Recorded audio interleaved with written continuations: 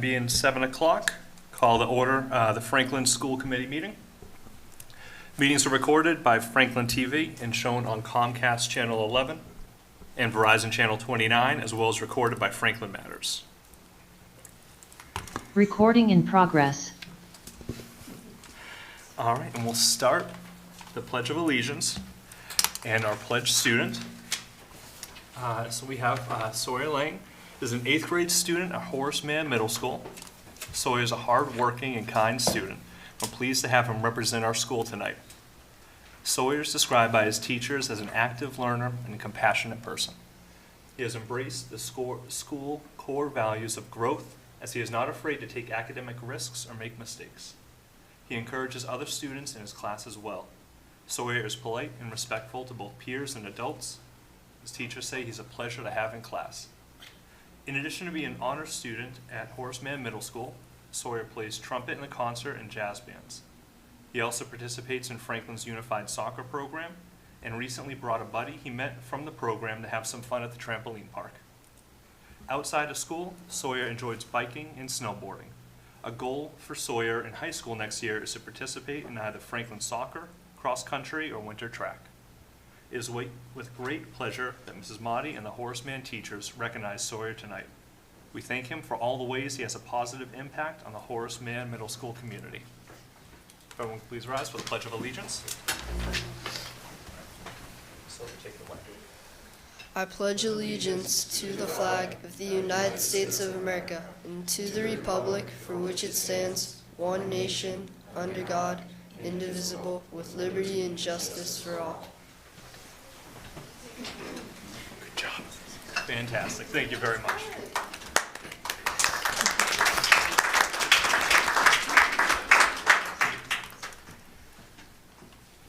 And now, as is customary, we'll pause for a moment of silence.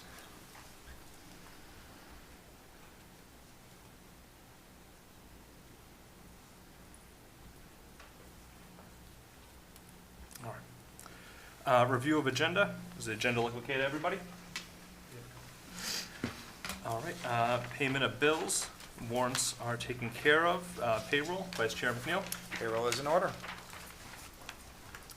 All right, then we'll go to the FHS student representatives. All right, hello everyone. My name is Ahan Shetty, and I'm the class president for the class of 2024 at Franklin High. Some whole school news at Franklin High School. Panther Pride Night is going to be hosted on February 12th at 2024. And 8th graders can learn more about different sports and activities that the high school has to offer. Congratulations to the band for a successful performance last Tuesday, and the chorus and orchestra also had great performances on Thursday. Any sophomores who ordered pies and cookie dough for their fundraiser can pick them up on December 21st. Also, congratulations to the Robotics Club for winning a state competition for the 3rd year in a row. Connect for Cancer is hosting a blood drive on Thursday, December 21st. All students must register before and bring a photo ID.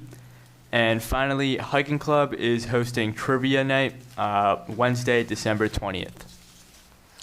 Hey everyone, I'm Sid and I'm the class of 2024 Vice President. I want to give you some updates about sports at Franklin High. Winter sports started I think about a week, 2 weeks ago now. So boys and girls basketball, they both have their season openers today. Boys are at home and girls are away against OA for both teams.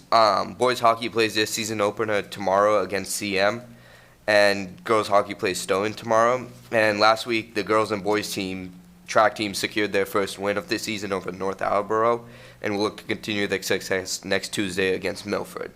For class of 2024, if everybody should be ordering their graduation caps and gowns now. If they order it by December 22nd, they don't have to suffer any of the late fees.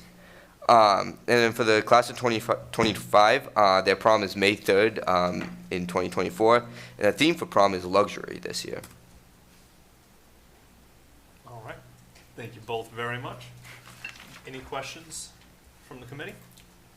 Yeah, just clarify. So we say the Robotics Club won the state champs for the 3rd time in a row? Yeah, they participate in a state competition, I think every year, and this is the 3rd year in a row that they've won. Great accomplishment and just some great recognition to the work that they've done. So I don't know if we can maybe get them here. They're on the they're on the agenda for the next meeting. Perfect, thank you. Cool. I'm okay. All right. Thank you both very much.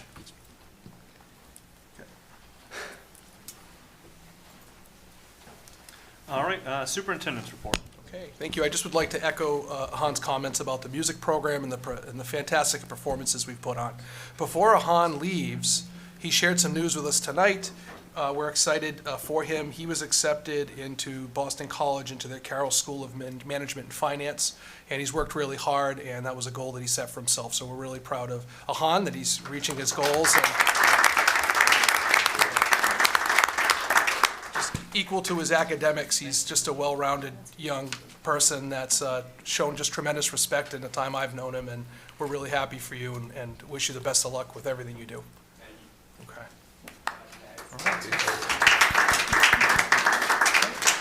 All right, so I have just a few updates and some recognition tonight. If you look into the crowd, you'll notice we are joined by our Franklin High School state champion cheerleading team. So that's foreshadowing, that's a teaser. We'll get to that in a second. But I wanted to share just a few updates. So Friday, December 22nd is a half day for students. It's educators will use that time in the afternoon as part of their own at their own discretion, but it'll be a half day for students and a full day for our educators. Homework free, the Franklin Public Schools seeks to value family time over the vacations and has declared no homework for all students during those December breaks. This is a past practice that we've had within the district. I wanted to remind folks, Dr. Rogers will be sending something out as well to the district. And homework-free vacations are not reading-free vacations. Reading is always a worthwhile pursuit and is strongly encouraged as a daily habit among our students and all humans. Vacations may also be an opportunity for students to complete missing work and catch up on assignments or study, depending on what their classes are. So it's just around the assignment piece. So I wanted to just put those out to the crowd. And now I'm pleased to present, as is customary, we seek to acknowledge our students, our athletes, or any combination of folks who are doing things at Franklin High School or other places where we have state champions. So with that recognition, the Franklin High School cheerleading team has had another successful season. These athletes have worked incredibly hard all season, and their hard work has paid off as they completed one of the most difficult routines in Massachusetts. The Franklin High School cheer team won their 10th consecutive Hockomock League title. They won the Division I South Regional Championship and went on to win the Division I State Championship with the overall highest score in the state. Congratulations to the team. They are joined tonight. We have our cheer athletes here, joined by their coach, Nani, and other coaches with them. And I'll give them an opportunity to say a few words. But at this time, I'd just like to give them a round of applause and recognize them for their hard work.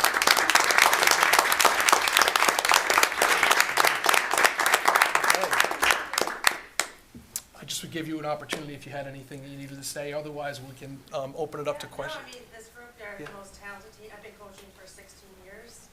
This is by far the most talented team I've had, and it was the most difficult routine. And I'm going to challenge that on a national level.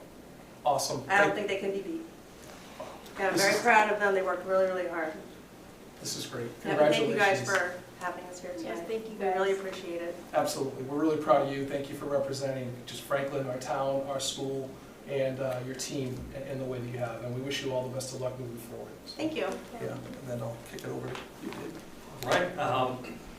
Yeah, again, congratulations. I'll let the rest of my colleagues speak before I hog the microphone. Any kind of comments from the committee about superintendent's report or otherwise? I'm curious, is there a national competition? Yes, we just put we just submitted a proposal this week to the athletic director. Wow. So it's gonna move up to me. I mean, just to reiterate, congrats. I know what it takes to be a high school student and a full-time committed athlete to that level. So you guys are working your butts off and makes us very proud, so congrats. Thank you. Absolutely, we're thrilled for you guys. Congratulations. My hearty congratulations to everyone. You made everyone in the town very proud. Congratulations again. Congrats on your hard work paying off. Good for you. Yeah, just echo the sentiment of my colleagues. Congratulations, and I'm just glad to see that the effort that you've put in is realized with this win. So congratulations. Yeah, exactly. I have to echo that. Congratulations. And yeah, your hard work and dedication has, of course, paid off, and looks like it will continue to pay off. So yeah, we'll be continuing to root for you as continue through this journey. Right before this meeting started, we were kind of reminiscing, I think it was like 2 years ago, where the cheer team kind of came competing down in, I think it was Orlando at the time. And as soon as the old 7 members gave the go-ahead to go and travel down, I think the moment those doors closed, the whole team erupted in cheers. We could hear it all the way down to the parking lot. And so it's incredible the history of success that you all have, and the hours and hours and years of work that goes into it to kind of bring to this level. So congratulations to each and every single one of you. All right. Thank you so much. Thank you. Just a few more updates to add to the report, if it's okay. Let's see, one moment. You want to have a picture right before everybody? Yes, we can do that. Do you want to take a picture up front? Mr. Sherlock will snag that photo. You can come right up front. That big trophy. Look at that trophy. Yeah. You're not all seniors, are you? Stand up. Yeah. Okay. Yeah. Oh, they got the pictures, yeah. Oh, look, they have a whole thing. They've done this a few times. We can make a pyramid too.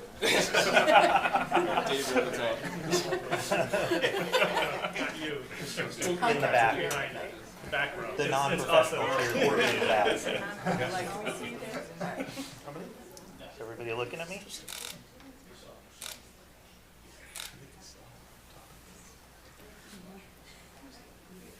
All set? All right, thank you all so much. Congratulations. All right, thank you. Okay. Just a few more brief updates. Every year, the MIAA honors coaches for each MIAA sanctioned sport as Coach of the Year. The criteria are based on excellence of character, service, leadership, and coaching. And this year, we had 3 head coaches that were honored by the MIAA. Kristen Igo, our girls lacrosse coach, Zach Brown, our baseball coach, and John Layton for unified basketball as a unified basketball coach. So congratulations to Kristen, Zach, and John. This is a great honor for them, their programs, our athletic department, and our entire community. And Franklin High School finished this year with the most wins across all teams in the Hockomock League. And what was most impressive was that we also received the most votes for sportsmanship by any school as well. A combination of performing well and simultaneously being recognized for showing great sportsmanship is our ultimate goal. I'm most proud of that accomplishment through it all. And I would just wanted to put that out there. Credit goes to our coaches, our athletic department, and athletes, and all of the student athletes and adults that interact with our kids on a daily basis to help support that kind of accolade. Finally, as the winter break approaches and this year comes to an end, we at the Franklin Public Schools would like to extend our warmest wishes to our students, staff, families, community partners, and their loved ones. We hope that you have a restful and enjoyable winter recess filled with peace and joy, and may the coming year bring health and prosperity to all. Thank you very much. All right, then up next, we have food service highlights. Yes.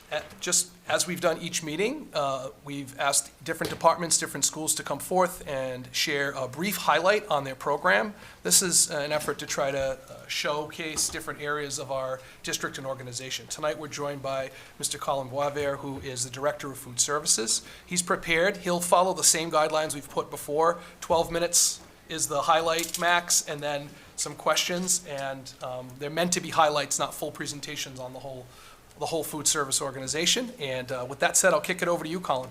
Thank you. Thank you for having me, and thank you for inviting me. Before I get started with the presentation, I just wanted to acknowledge just the food service staff and how hardworking and dedicated they are.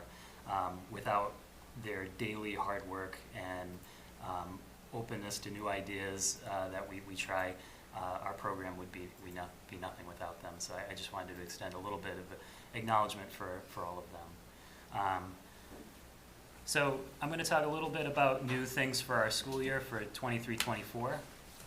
I think the biggest news of the year for school lunch programs was Universal Free School Meals continues.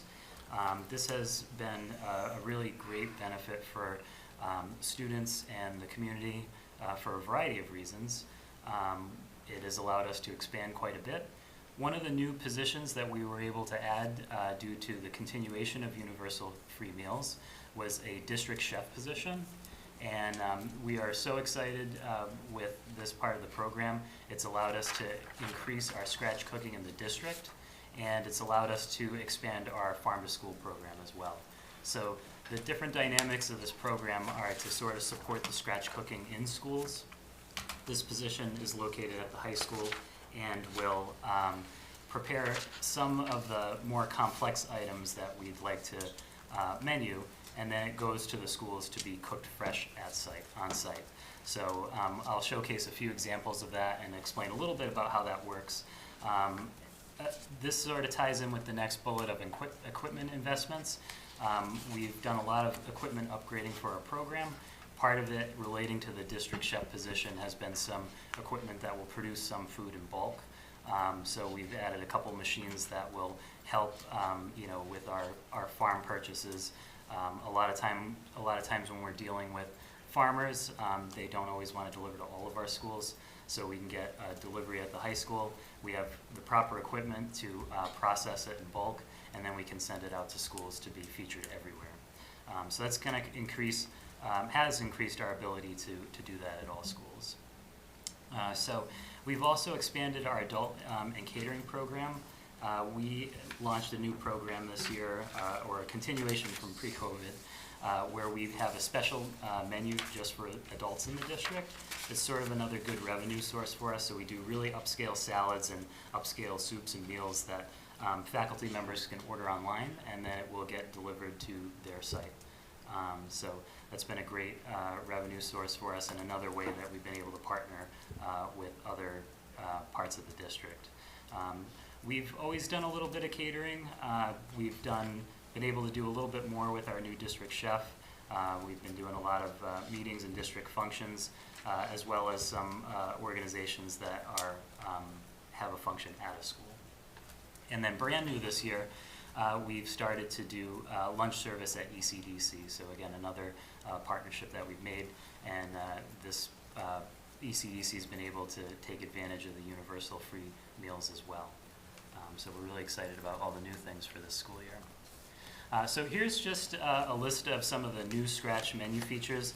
This is not the full list, but these are some new Scratch menu items that we've added to our menus everywhere.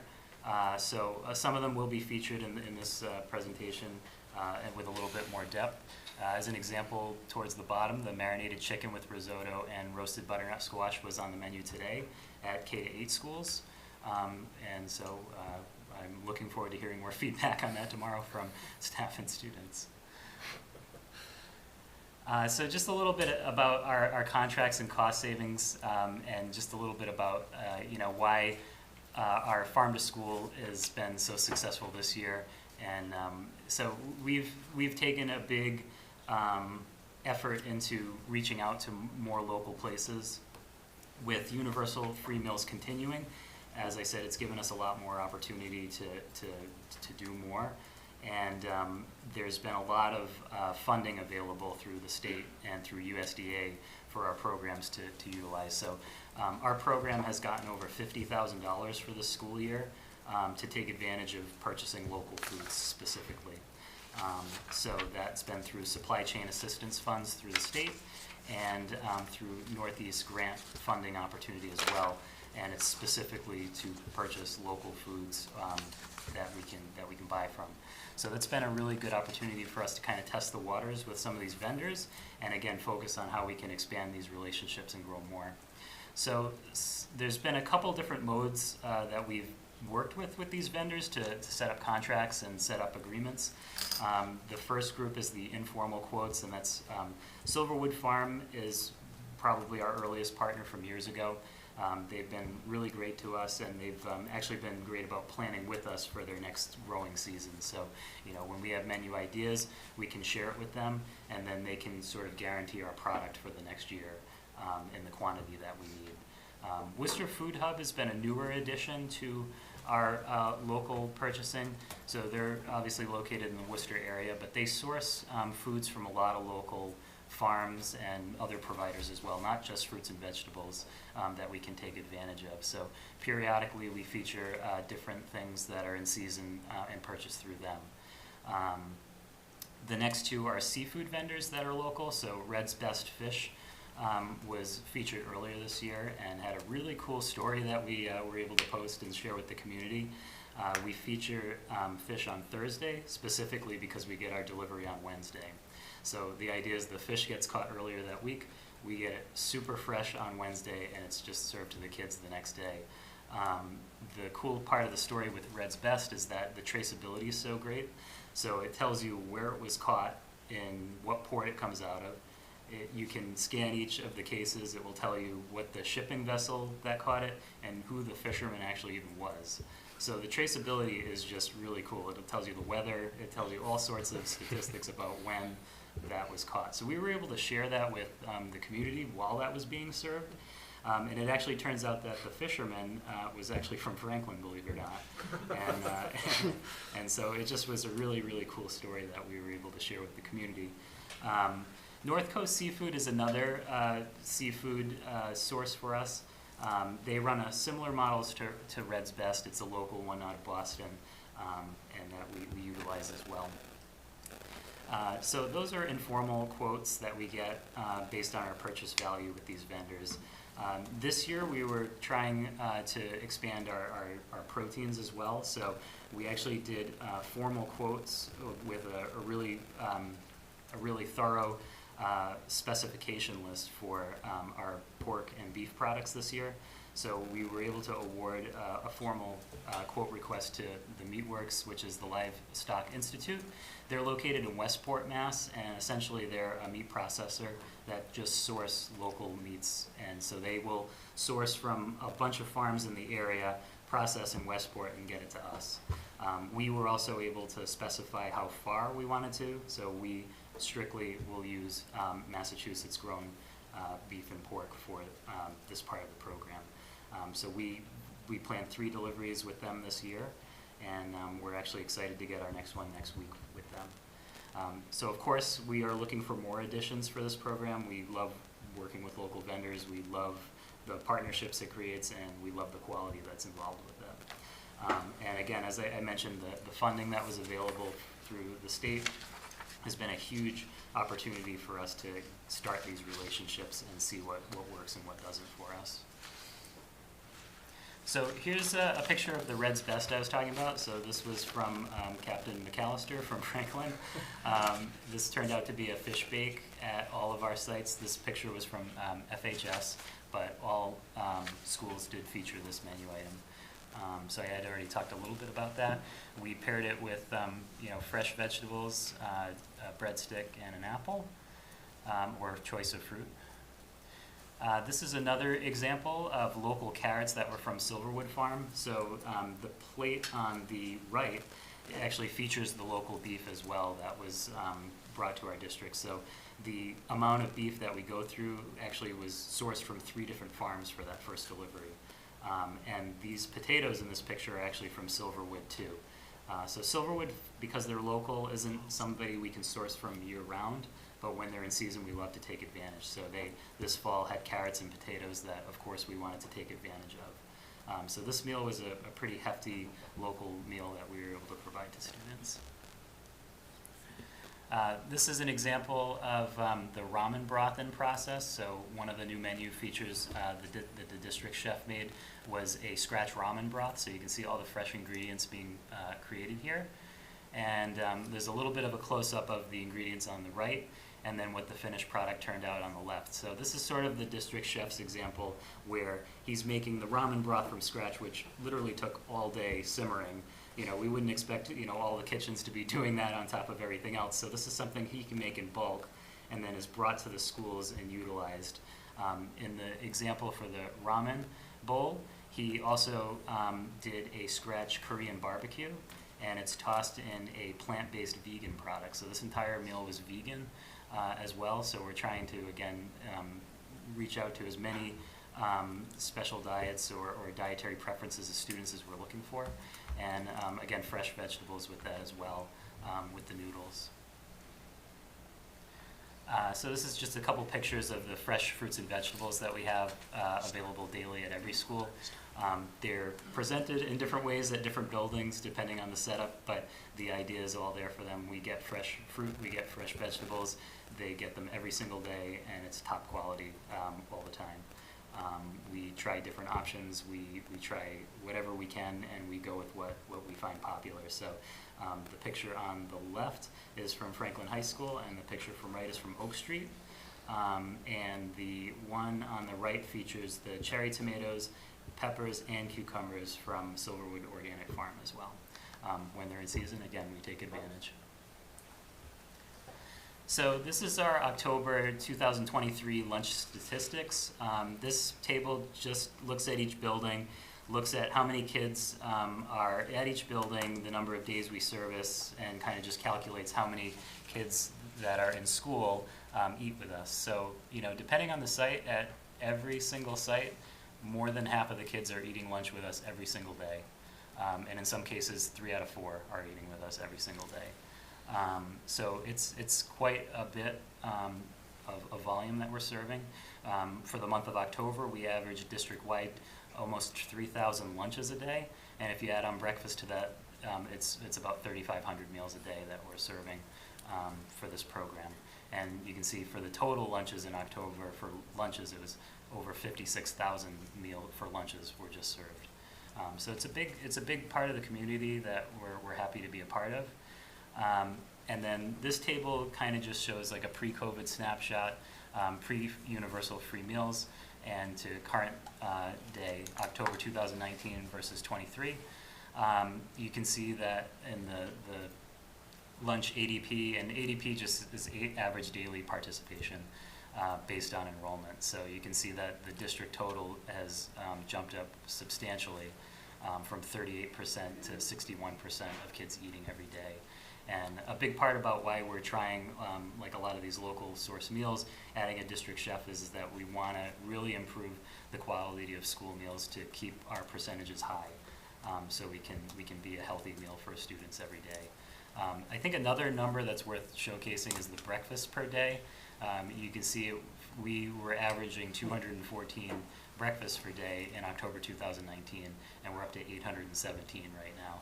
That number is growing each month more and more, and I wouldn't be surprised if we're over 1,000 very soon every day. You know, that's definitely a very growing part of our program as well. So looking at future expansion, believe it or not, we've already been looking at next year's menu for the last month or so. Because of the way our program works, we have to plan very far ahead for how to utilize the different parts of this program. So we're looking at next year's menu. We're trying to partner with a bunch of different areas of the district to see what's going to be popular and what we should offer and what we should explore. One of the big things we're looking at is to see what sort of cultural aspect we can add to our program and try to feature more cultures in our program, whether it's looking at who makes up our district or what's being studied at schools. Like how can we be an educational piece as well? Despite our primary purpose of feeding, we can also be an educational component as well. So we're also looking at expanding local foods as well. As I had already mentioned, we love those community those partners, and just looking at our community partnership as well. So in addition to our lunch program, we are also contracting and providing meals to the YMCA in Franklin as well as the Amigo School in Franklin as well. So, you know, we're just looking to see how we can be a benefit to the community and make some connections. So, you know, looking into next year as well, we're definitely want to continue to invest in our facilities as well, make sure our kitchens are in prime condition to service our program. And a big part of looking at our growing breakfast numbers is to see how we can improve the quality of that part of the program as well as the availability to students. And that's what I have for my presentation. Thank you. Thank you very, very much. This is incredibly informative and made me extremely hungry. I'll open the floor first for any kind of questions, comments. Yes. Yeah, I don't have any specific questions, but I love hearing about the partnerships here with local food providers. And then I have to say that my kindergartner is much more willing to try new things at school lunch with all of her friends than she is for me at home. So thank you for this, for the, you know, diversity of the menu and everything. I'm seeing the impact of it in my own house, and I love to hear about it here. I think it's really impressive looking at the impact of Universal School Lunch, like how that's really made a big impact to our kids. I'm interested to hear, you know, some of the ways that you think we can expand that further, really kind of drive up those numbers. You know, I think the idea that you have of, you know, changing up the food and really trying to draw students in that way is great, but are there other ways that we could try and make sure that people know that it's there, or that people are really able to take advantage of it? Yeah, absolutely. I think that one of the things that our program really does struggle with is marketing. So we've really tried to do a little bit more features on the district's you know, media and things like that, social networking. But definitely we want to try to kick up our marketing. Another area we're looking at is, again, the facilities. You know, when you're looking at the numbers that we're serving, we got to think about staff, we got to think about equipment and how to keep up with the increasing meals and maintaining all that. So, you know, whether it's buying warmers or more ovens, we may need to hire more staff just to look at the volume and look at different service styles, because, you know, looking at an elementary school that was doing, you know, 140 meals a day and now is doing 300, that's going to impact the amount of time that we have to serve them. So we have to look at all those things. So, you know, we're really looking at facilities, we're looking at marketing, we're looking at capacity, staffing, and I think those would be the best way to support the growing numbers. Thank you. So one, thank you for this informative session. Definitely, as David mentioned, I can't speak, causes an appetite, because definitely great food, and love the visuals for it.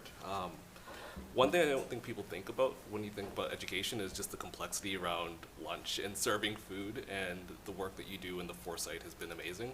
So thank you for that, your staff for doing that work, because it's just a lot that goes into it in terms of just preparing and being ready for the students.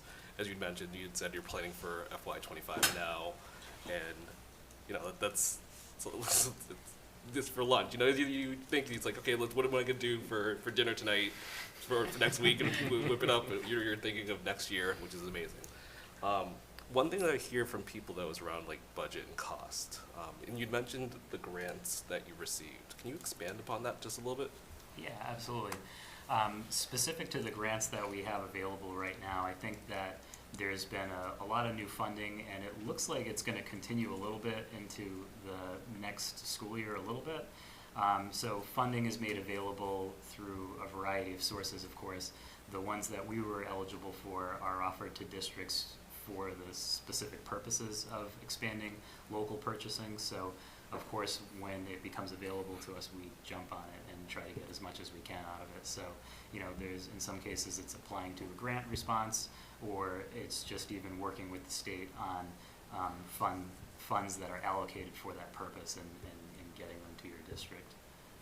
So that's a big part of what has made this year kind of start with a bang as far as the local purchasing goes. I think, you know, we're seeing what pricing looks like through these current agreements that we have with the funds through grants, and we'll be able to make decisions on which ones may outweigh the cost advantage or disadvantage depending on our menu features. So, you know, our program is a big puzzle, of course, and, you know, we can balance high-cost items with some lower-cost items to make these higher ones work for our budget. Great, thank you. And just thank you for transforming the food services and for our students, so appreciate this. Thank you very much for this information. It's, yeah, extremely well put together presentation, and thank you for highlighting the budget and the cost-saving implications of your program. I was very interested in hearing that, and yeah, I mean, the fact that, you know, you are very proactive about looking for which funding and grant opportunities are available from other sources. I mean, it shows just the innovation that your program has, and that, you know, that we strive to achieve here in Franklin. And this is something that's directly impacting our students' well-being, and, you know, be able to take those grant opportunities and then have that locally sourced you know, component, be able to partner with local vendors and local farms. It's absolutely fantastic. I think, you know, we hear about free school meals and just think that we don't think about where the food comes from. We just know that it's there, but that we can have these high quality and nutritious meals that are locally sourced is fantastic. So thank you for that. I'll just quickly, couple questions. Are kids eating fish? I know we have 2 fish vendors. I'm amazed by that. Yeah, we try a lot of things, and you know, the fish, the first round of fish got a really strong response. So, you know, with North Coast particularly, we're doing some salmon testing later this week at the high school, and if, you know, once we get a couple of good recipes for that, we're going to expand that to elementary. But, you know, a lot of that, it's just testing the waters, and we've had good success with this fish product. So. I'm just curious, like to Erin's point, you know, the kids will try more at school. And to do risotto at that level, I'm curious what the feedback will be tomorrow. I do have a recipe where Barefoot Contessa does it in a Dutch oven, like the big services of risotto. So I know it can be done, but that's impressive. When you talk about grants, and you had said, you know, because of the universal free lunch, those are separate things that are going on with the state. Do we know if that's going to continue? Is that going to be a big impact? Because I know you said, you know, because of the universal free lunch, we were able to hire this district chef.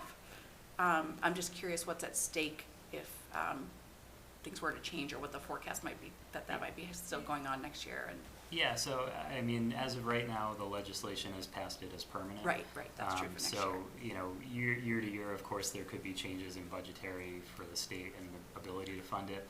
The good news is that USDA has expanded CEP opportunity for thresholds. That's community eligibility provision, and essentially that can make more districts in Massachusetts fully funded by the federal government versus Massachusetts based on their eligibility percentages. Franklin is not a CEP district, but the more that qualify in the state will help the state fund this more in the long term. Sure. But there seems to be a lot of support with it, and it's been a very big success so far. So we're planning on it being permanent for a little bit at least. Good. And thanks for all your knowledge on all of that. I mean, you bring real value to us. Thanks. Yeah. Thanks for it's a very informative presentation. I'm just curious about your fish and the meat. How frequently you get the inventory? What was, I couldn't hear, I'm sorry. The seafood and meat, how frequently you get the inventory? Oh, the inventory? So it's based on our menu. So for the beef and pork products that we get from the Westport vendor, we've scheduled 3 deliveries for it. So some of it arrives fresh and some of it arrives frozen, and the menu is already set for the rest of the year. So we're able to schedule these deliveries well in advance, which is a big reason why we're planning for next year at this point, when you're talking about the volume that we're getting from vendors like this. So we're about to get our 2nd delivery, which will take us through the next couple months until we get our 3rd delivery from them. The fish is an interesting one because I can just call them up and say, can you bring some fish next week, and they'll bring it for me. But, you know, again, we've structured our menu to work with how much we can hold in our facilities, but how much a vendor can also supply us at the same time. So we, again, try to keep the menu diverse, and again, it's all a plan that takes a long time to plan, but once it's planned, it all just kind of rolls into place. Okay, that's all. Thank you. Yeah, I just want to, again, thank you so much for this presentation, and for everything you do as well. Just as a dad, when my kids are getting by on lunch or getting lunch at school, it's such a relief in the morning. And that thing too, when you spoke about, they had the COVID, the pre-numbers before universal meals and then after, really saw such a spike in both, obviously, like the regular lunches, but especially in the breakfast.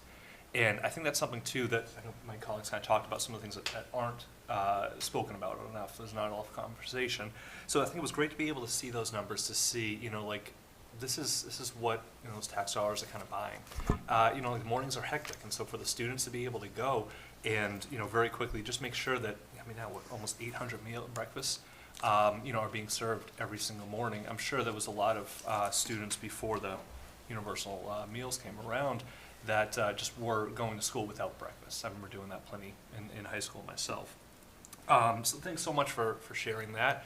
And I love also really kind of seeing how, some of these changes from the state not only does it allow you to service more students, but also really kind of take some risks and expand a lot of the services to provide some incredible meals. I had the pleasure of having the pot roast right before Thanksgiving, and what you guys are doing, you're just knocking it out of the park. It is fantastic, and really thank you so much for your service to this district.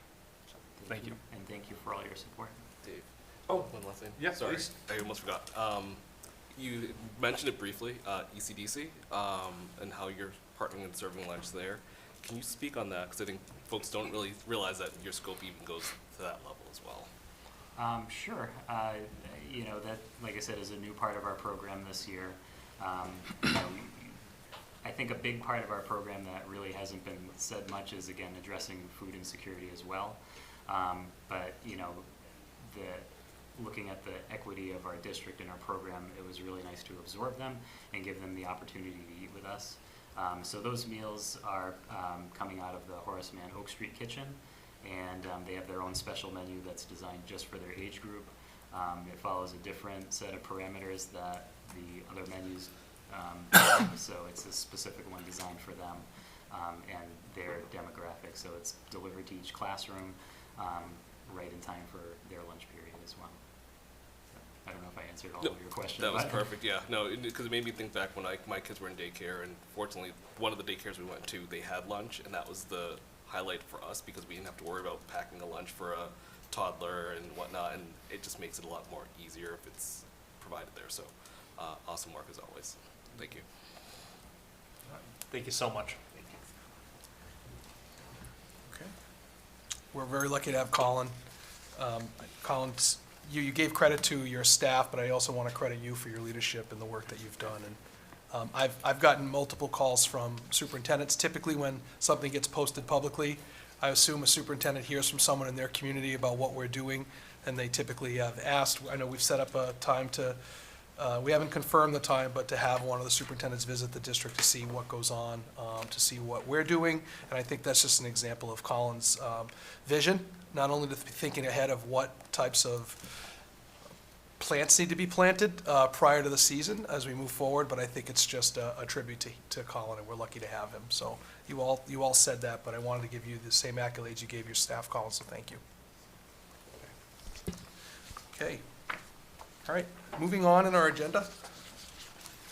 We have our Lifelong Learning Institute presentation. We are joined today by our director, Patricia Gay. She is here. She'll speak to her program. We're really excited to hear more about the program. The mission of Lifelong Learning in the Institute is really about, they just do such a great job of identifying what are the needs within the Franklin community and how can we support that, whether it's for students or adults or staff or anyone. So without further ado, I'll kick it over to Patty, and thank you for being here. Thank you. Thank you for having me. My name is Patty Gay, and I'm the Director of Lifelong Learning. And I'll tell you a little bit about our program.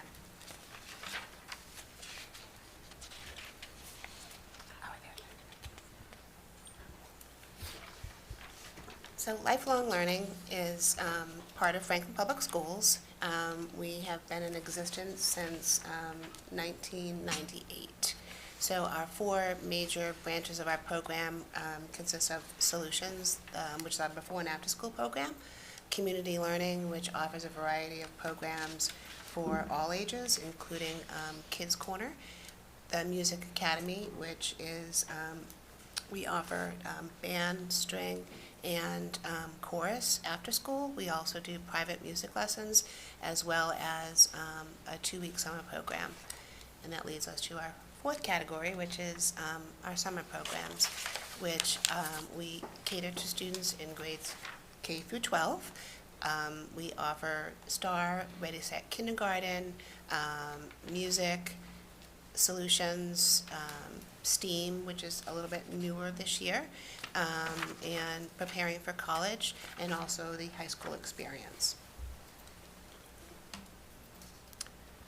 The mission of Lifelong Learning is to provide the dynamic needs of our community by providing area residents of all ages with high-quality extended daycare, as well as music lessons, enrichment programs, which are in an affordable, safe environment. Again, Lifelong Learning has been a fully functioning part of Franklin Public Schools since 1998. Not everything existed in 1998, but just to highlight some of our programs, Solutions, again, is the before and after school program. We have a before school program that opens at 7 for working parents. And then we have an after school program that ends at 6 p.m. That's a Monday through Friday school day program, and we're in each of the elementary schools in Franklin. And featured below are some of our participants having fun and building and creating and building friendships. Community Learning is dedicated to providing programs for adults and children. It's a resource for all ages. Our categories for adults include arts and crafts, lifestyle and culture, exercise and wellness, team sports, some workshops and events, online learning opportunities, as well as Kids Corner, which provides opportunities for students in grades K through 8. And we have, again, some of our Kids Corner photos. We have our home safety is the second photo, which Franklin Police come in and offer for our students, and as well as a pottery class and some other activities as well. Music Academy is our music department, and we do after-school string school for grades 3 through 12. We do band school for grades 4 through 9. We do a chorus. Right now we have an after-school glee club for grades 3 through 5, and as well as offering private music lessons, and that's for all grades and also adults as well. And we also offer a Franklin High School Music Mentor Program. Our summer program 24, which we're planning for right now, and registration for that begins on February 1st. The summer programs include Solutions Summer Adventure, STAR, as well as Ready, Set, Kindergarten, summer STEAM, summer music, writing your college essay, as well as the Common App Boot Camp, high school experience, and we do offer some community learning over the summer, which is primarily team sports. Featured below are some pictures from last summer. We have our Water Slide Wednesday. We had a bubble presentation. We had the high school experience, which is the team leaders that are featured there, as well as forensic science class that we offer over the summer as well. And to offset the blood spatter, I put a little friendly sun up there. Yes, I noticed. So just to go over what the Lifelong team looks like, I'm the Director of Lifelong Learning. We also have an Associate Assistant Director of Solutions. We have a Program Manager for Community Learning, a Director of Music, as well as an Office Manager there. We have a community walking liaison, as well as a lifelong learning media and desktop specialist. And just to give you an idea of what those numbers look like, for community learning for the fall, we had 423 participants as well as 32 instructors. Solutions Extended Day is a year-long commitment for parents, so we currently have 308 enrolled, as well as 25 site staff. The Music Academy is servicing right now 227 students, and between the music directors, instructors, and mentors, we have 28 staff members. And our summer program, based on the 2023 numbers, student enrollment was 942, and our program directors, teachers, support staff was 109.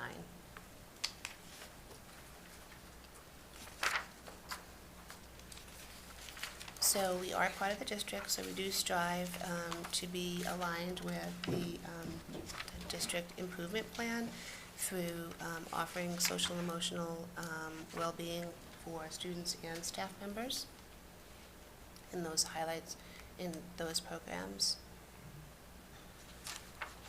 We encourage engaging in rigorous curriculum through our many programs as well, and offer high-quality instruction to meet the needs, the academic needs as well as the SEL needs for each learner. And these highlight our Ready Set Kindergarten and our Preparing for College, as well as our music private lessons. So we offer effective two-way communication to support student learning, and we do that through our community partnerships, through the downtown partnership, through the Franklin Cultural District, as well as the Franklin Police Department. We collaborate together to do a couple different free offerings for students in the district.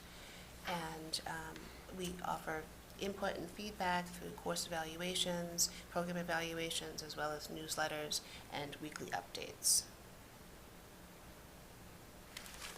And of course, we also try to align with our Portrait of a Graduate as well.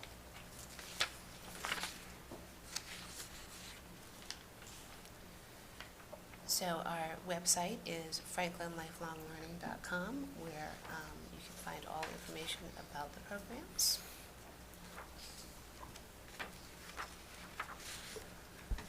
Yeah, and I want to thank you for having me here tonight. And I also, as you can see from our numbers, that it really takes a team of people to put all this together, as the lifelong learning team, as well as the support from central office, of course, and the custodial facilities, technology, student services. It really takes all of us coming together to be able to provide these services. So, thank you.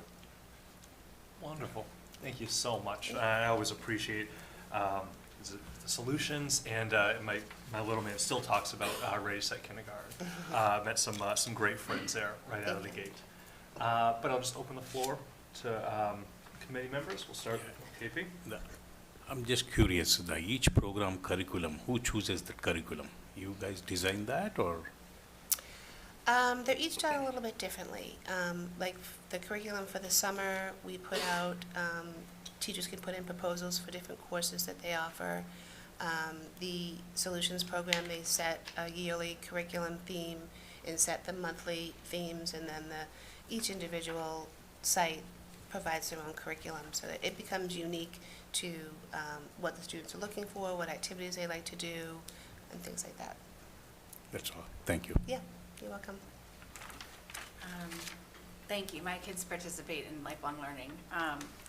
The thing that jumps out at me is just how much of an appetite there is for it. I know that I was sort of perusing through, I have a list of all the reductions our district has made over the years, and music's been hit really hard, eliminated in elementary. So just keeping it alive for those kids is important. I would actually say, just like some good feedback, is that 2-week camp you do in the summer I mean, people flip out about that I camp. know, they do. I would think like, Yeah. if it's kind of self-funded with fees, there's probably an appetite for more. Yeah, in the summer. that's a fun camp. Yeah. And they do music, of course, but they also have a lot of socialization that happens. Yeah. They have theme days, and the performance that they do at the end of the 2 weeks always amazes me, how they're Yeah. able to do that in that short period of time. And it does even more for those younger kids who, you know, maybe don't have a lot of extracurricular sports after school and things, and because we've eliminated music in the elementary, then it gives them like a peer group earlier in the middle schools, and Yeah. then they see Yeah. the mentors, and it's like, Yeah. it's a big impact. Yeah. And I Yeah. don't just say that from like a personal point of view. Yeah. Because it's like my kids' peers and things, so it's like a confidence builder. It's just all around. Yeah, so. they build a nice community there. Yeah. So thanks for everything. We've done the cooking classes, we've done the Lego animation, the whole thing. So Great. thanks for keeping, you know, all of that extra work Thank you. alive. Thank you. Thank you very much for all this information. It's wonderful that we as a public school district can offer these programs to both our students and the broader community to supplement and go beyond what we're able to provide students in class during the day. So thank you. Just a couple quick questions. I Sure. think I saw in the presentation, but just wanted to ask for clarification because I've been asked in the community before. So is the Lifelong Learning Institute completely self-funded through the fees? It is. Okay, all right. Yeah, we're So- self-supporting. Excellent. Oh, Yeah. So there we go. I mean, Yep. yeah. No further questions, Your Honor. Yeah, we're very happy to hear that. And so, not only are we able to have these extra programs that all members of the community can enjoy, but it's not costing our budget or anything else. So that's wonderful to hear. Thank you. And Yeah. then just based on the feedback that you've received, are you planning on expanding any programs in particular? Well, we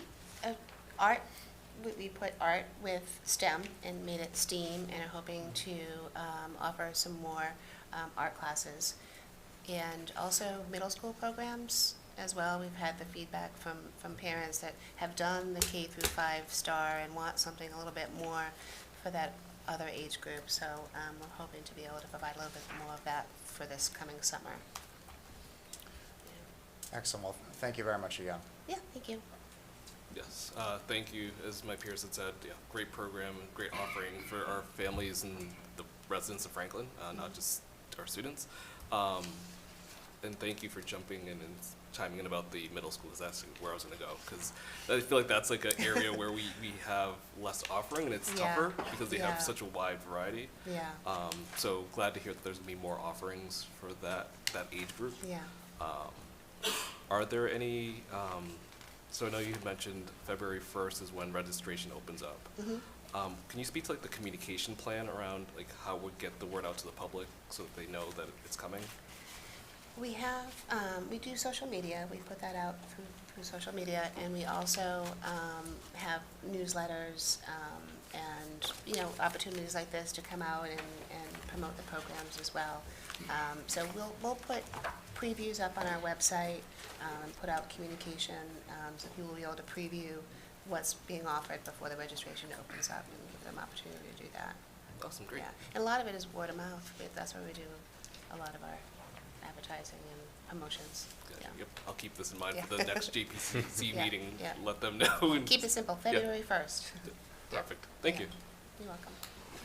Thank you so much for the presentation. I've had family, friends, and neighbors all take part in various activities you offer, and really appreciate what you do. In being self-sustaining, and especially with some of the conversations tonight, looking at being able to expand, are there challenges that potentially we could try and support you in that expansion? Like, if you're able to be self-sustaining, it's really great in the long term, but if that is also a limiting factor when it comes to being able to satisfy more of the community asks, what is it that we can do to help kind of balance that out? One of our biggest challenges right now, I think, is staffing. Yeah, that's a big challenge that we have. It's difficult to hire. This year has been better than last year. We're seeing some improvements after the pandemic, but that's one of our struggles. But thank you for offering to help. I'll have to think about that one and get back to you.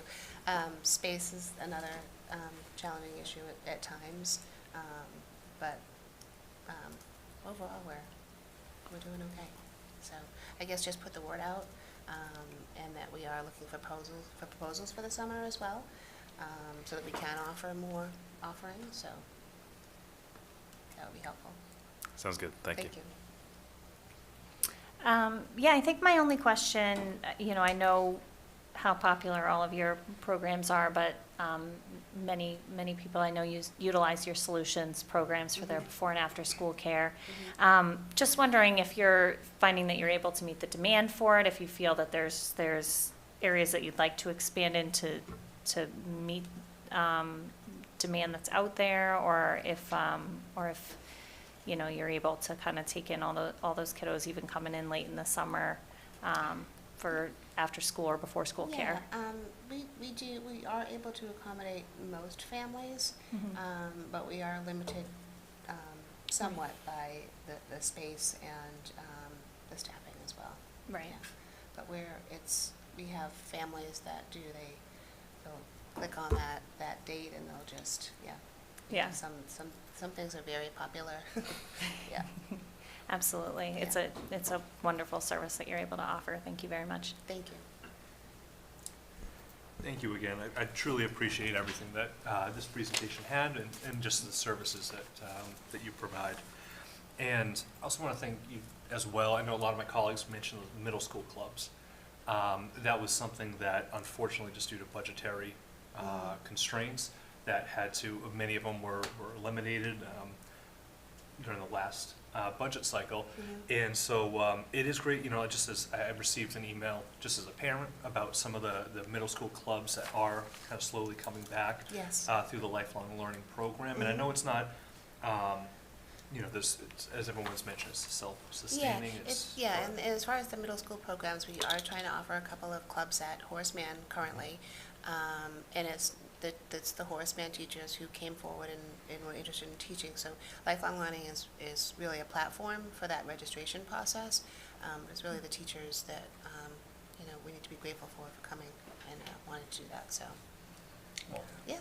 Thank you very much for that too, and for the teachers that are kind of stepping forward, because I know that was a big loss to the community when the district and when the town of Franklin itself just didn't have the money to be able to kind of sustain all that. So at least to kind of be able to find some other opportunities to pull those back in is fantastic. So thank you so much. I truly appreciate it. Welcome. All right. Thank you very much. Okay. Thank you. Thank you. Thank you. All right. Patty, thank you. One thing you didn't mention I was expecting was Ski Club, and that's like it's like a Taylor Swift concert release, because that's like a minute. What was the time before it filled? What was the? It was under 2 minutes. Under 2 minutes from being published, it was completely filled by school. So. Yeah.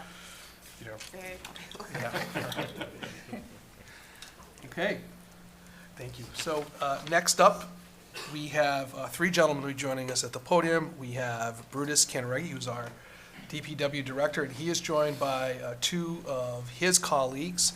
We have Mr. Carlos Rebello, who is our Highway and Grounds Superintendent, and Tony Brunetta, the Assistant Superintendent for Highway and Grounds. They're joining us tonight for their snow and ice removal program, or as it's affectionately known within the town of Franklin, the snow presentation. So without further ado, I'll kick it over to you, Brutus. Thank you. For being here. Mr. Chairman, how are you? Doing well, sir. I gotta tell you, start out, you got a good food guy. You were hungry too, weren't you? I mean, I went to school in the 80s, and I remember they came out with the processed chicken McNuggets and or whatever they call them. They were great. That's awesome. You guys are doing that and stuff. I mean, you were talking about expanding. I mean, I'm sure the guys down at the Department of Public Works. I was going to say, there's an adult, down there. I'll send you the link, Carlos, because there's an adult order form you could fill out to get. I was like, I found a new place for lunch. So anyways, I was talking to the superintendent. We have a pretty good relationship. I know a lot of you folks are new, so I thought it would good idea to come in and give you what we do with the snow program, because we have a lot of clientele that overlap, and they're not calling me, they're calling you about the conditions. So this way you can get a pretty good understanding what we do out there, and we have a plan for everything. So I've been the Public Works Director here for almost 18 years next month. Carlos has been working with me for 14, and Tony's actually a product of the Franklin school system. While he was in college, he worked at one of our summer help programs. You might have been familiar with that. A lot of students come and work with us. And while he was in college, and he came back and liked it so much, and now he's moving up the old chain. Yeah, 12 years here. So he's an excellent asset to our department. Should I get this right? So these priorities, snow removal priorities, these were established before I got here. The roadways are always done first. And then second would be the public buildings and schools, and then finally the sidewalks. These were established, like I said, before I got here, and it was done by the administration, the school department, police department on the priorities. And I'll go over one. So our goals is, as a department, we're always going to be prepared. What we want to do is try to respond with the appropriate resources in a timely manner. Ensure that emergency vehicles can always respond during snow and ice events. I mean, that obviously makes sense to get the ambulance, the fire trucks, and everything out there. Provide safe passage of vehicles during snowfall, and have roads cleared, i.e. showing some asphalt, less than 1 inch of snow and ice within 4 hours at the end of the storm. I'll go through that. It's a pretty daunting task that we do, but that's what's expected of us, and we try to meet that. It's also very expensive to do it that way. So in FY24, our approved budget is about $1.4 million, $650,000. That's just for salt. In FY23, we only had 18 events. We had 14 inches of snow, and we spent about $550,000. And of that, there was almost $430,000 was spent just on the snow. It's not typical. I mean, we try to do a running average. Obviously, last year, I don't think you and I talked that much. You know, I mean, we talked during the day, but when Ms. O'Hearn was here, we'd be calling each other at 4 o'clock in the morning, and we talked a lot more through the years. So, but last year we didn't really represent what we do, but it's typically we spend about $1 million, $1.2 million, and average. Anybody know how much snow we typically get a year? 44 inches, that's the average. Here's one for you. What's the percent that it's going to be a white Christmas? What do you guys think? Less than 20? It's about 20%. So, and it's looking white. No white this year, so we're happy. A couple snowflakes, we'll take a few snowflakes. We don't like snow. Just so you know that, we don't like it. We don't get overtime, we get at work and stuff like that. So, road salting, just kind of go over this with you folks. So, our mixing rate is 100% salt. When we first got here, they typically put, the old days, some folks, they put sand out there. The problem with sand is it's a lot cheaper than salt, but we have to clean it up because of environmental impacts. And what happens is that salt or the sand on the road, it actually would pick up the oils and fuels that come off cars, and then you have to collect it. So you know it's $5 to put out a ton. It costs us a lot of man hours, and it costs over $80 to get rid of it. So we have to sweep it all up. You know, the catch basins and clean everything up. It's a pollution. We don't want to end up in our water system. We don't want it in the rivers and stuff. So that's why we don't use sand. The tough thing about salt, I will say, is that a lot of people out there, they don't know that we're out there at times because, you know, we go and put the salt down depending on different types of, you can't always tell because it's, you know, depending on the color of the salt that goes in the snow. They think, you haven't been out there. Well, we've been out there and we've taken care of it. It takes different times to react it. So one of the things that I implemented in town is what's called the 5-truck route. It's actually 6 versus treating the whole town. When I first got here, they would treat the whole town. So if they called and there was going to be an ice event or something like that, or pre-snow, they go out and treat the whole town. And that would take 14 sanders, basically 21 employees, 400 yards of salt, about 30 grand. So basically it costs us about $34,000 to treat the town. 5-truck route is what we did is we looked at the town and what areas were priorities. And that was obviously the main roads, the hills, the downtown area. You tend to get more traffic. I mean, I think you understand the demographics of Franklin. We're a very suburban community. Most of our roads are subdivision. We're the largest town land area-wise in Norfolk County.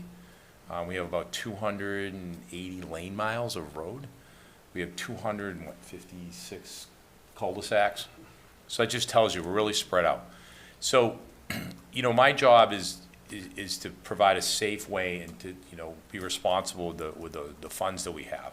So it doesn't make sense to go out there. I tell people all the time, you know, if you're driving down Jefferson Road and you're doing 20 miles an hour and you slow down, you're not gonna go off the road. You're not gonna total your car. You gotta slow down.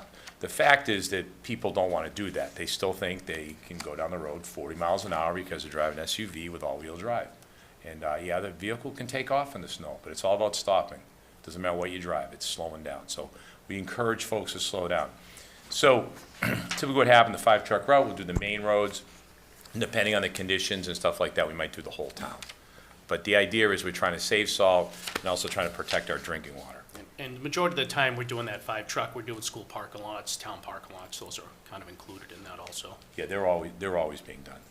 And this is one of the things I put out there. I've been a big advocate. This is environmental concerns because, you know, I wear 2 hats in town. We're doing the public safety as far as the roadways, but I also run all your drinking water in town and where it comes from. So back in 2000, so salt levels have been slowly rising and in town.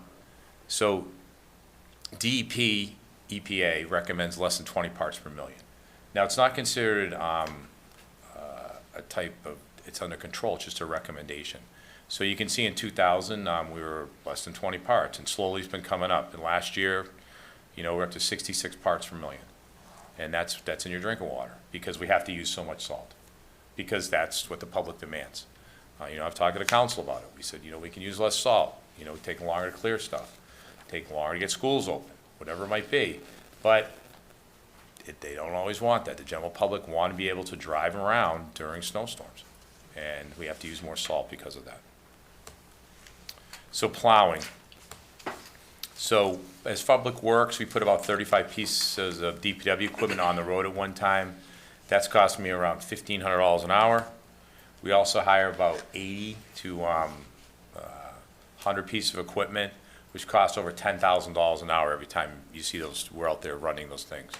You might have noticed that we're always short plow drivers. Have you seen that? This is not, everybody is. No one wants to plow anymore. It's awful work. It's time-consuming work. I think you just know, just folks are getting out of it. Businesses that used to do it, they're getting out of it because of the insurance costs. They can't find employees to work. It's tough on the equipment. It all rots them out. So, and I think you see the construction, you say generally in the construction industry, a loader it might be sitting like in the old days, like here, going out to plow. They're still working out there now because they can. There's so much work out there. So that's what we're competing against. Sidewalks. So we have 35 miles of sidewalks identified for snow removal operations. I can tell you that since I've been here, we've never added sidewalks. Like there's been new sidewalks in town, we haven't added them. They are school walking routes primarily. They're the downtown areas and the high traffic speed areas. I can tell you that we're working with the council right now. They're actually looking to do commercial and retail properties along 140. That's good. They're gonna vote on the second reading will be next week. And the idea behind that is that it'll help us get the sidewalks clear faster. How long it takes depends obviously on the time of the storm, length of storm, type of storm, snow amount. The important thing to remember is the same folks that are out plowing your roads that might be working for 48 hours, these are the same folks that have to go back out and do the sidewalks. We don't have the luxury of having, you know, a second force for the folks to do it. Time to clear sidewalks, less than 6 inches snow. Snow plows are used, takes about a day, give or take. More than 6 inches snow, snow blowers, it can take 3 to 5 days. It's always one of my favorite pictures. This was a long time ago, but like everybody plows the sidewalk, and what do you get? You get the student walking down the road. You know, you can, what they say, take the horse to water, but ain't gonna drink. I gotta tell you one thing that we go back to Maureen. We kind of came up with an innovative thing, and I think we still follow it with the Sabanowski. She was the superintendent here a while ago, but you know, to take the burden off. Like we all know you have to do the 2 mile, the school bus, and who pays and who doesn't. So when it gets to be a storm event, what what we do, and we still do, is you tell the buses to pick up anybody, no matter what, if they haven't paid or not, anywhere on the route, the bus goes by, they'll pick them up.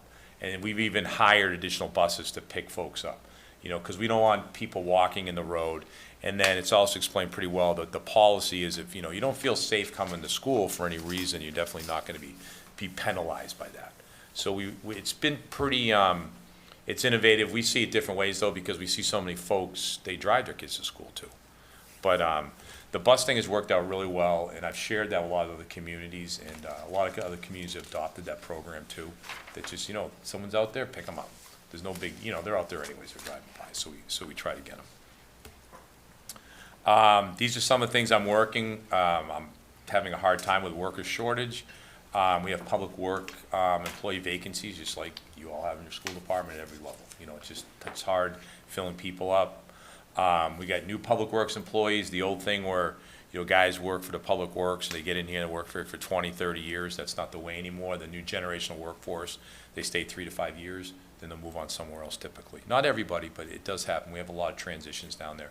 And it's like all the employees that we deal with, whether it's a teacher or a janitor or a cafeteria worker, it takes a while to train them up. They get to know what's going on, they leave. You got to bring a new person in, train them up, bring them in, go thing again. The economy's getting better, so they pay more money. Contractors can't find drivers. We have some great contractors that have a lot of equipment, but they can't find bodies to put in their equipment, so we can hire them. Insurance costs have got up, requirements, CDL requirements is a whole other thing. That's the commercial driver's license to drive the big truck. The federal government changed the regulations on how to attain these licenses. It's taken a little longer now. We've lost equipment to private properties because they can't find anybody. It's a lot easier for them to pay more money. So they're paying more money than we do.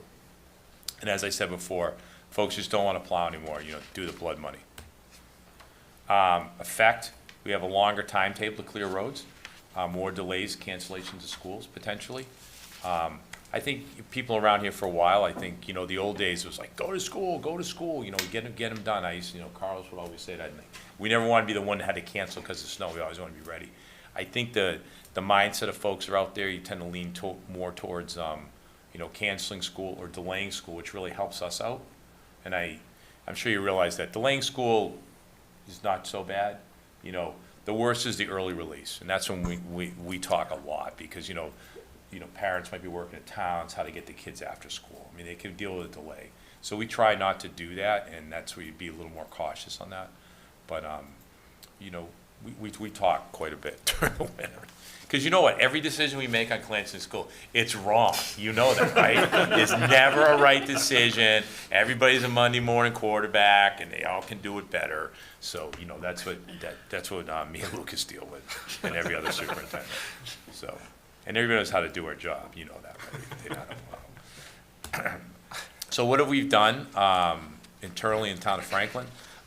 We improved our union contract hours and rates.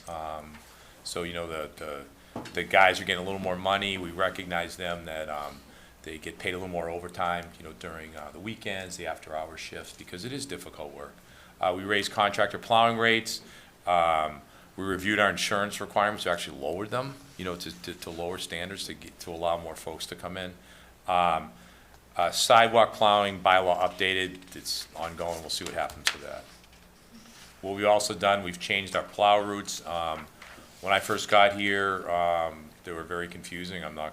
It's like the old way, it was all piecemeal, and Carlos and I worked on it quite a bit, and then Tony came in and did a great job 3 years ago.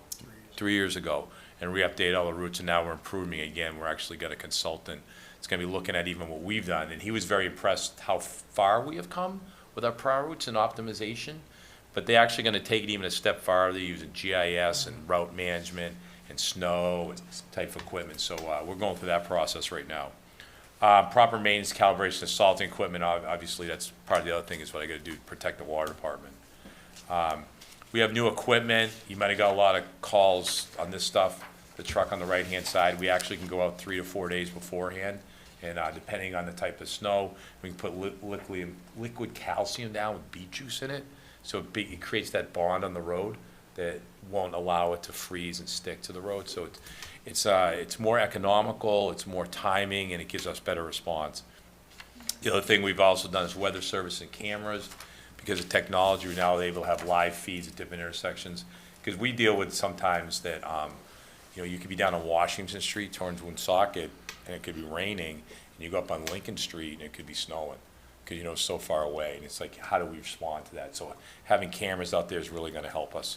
And the cameras also have a surface temperature reading, so, which is crucial. So we can see it, Tony and I usually monitor that all the time, so we can see if it's reaching. We get an alert if it goes under 33 degrees. Also with the cameras, we'll be able to see if the roads are drying up or not. If they're still wet, we get the alert, it's going below 32, we know we can get salters out there and take care of business. So, some good technology. It's really amazing. We have them in our trucks too, but it's really amazing when you drive around, the huge difference between 32 and 33. I mean, once it starts hitting, it starts locking up. But at 33, you're fine. I mean, doesn't matter if it's 33 or 90. It ain't freezing, but you hit that 32 mark and it just starts going. So it's kind of things. Items that affect our response, how we do things. Obviously, the timing of the storm, the day of the week. Obviously, when you think about school days or weekends, traffic, hour of the day. We obviously tend to get the more snow and the freezing at night when the sun's down. But when you get those, when it starts getting, particularly you guys deal with the salting, we're trying to get out there, the freezing. It happens, sometime, typically, usually be 4 and 6 p.m., right? Once everybody driving on the road, 4 to 8 p.m., right? So all that traffic out there, they're slowing down our salt trucks. We can't respond as quickly. We can't get out there. So we try to anticipate what we want to do, but we also can't anticipate so much because we don't want to put down the product, waste money, and then it doesn't go below 32 degrees. Duration of the storm, how long it's going to be. We only have so many assets, so many resources, and which is our people. I mean, my guys do a great job, but you can't keep them up forever. They need rest. They need to slow down, and we need to take care of them.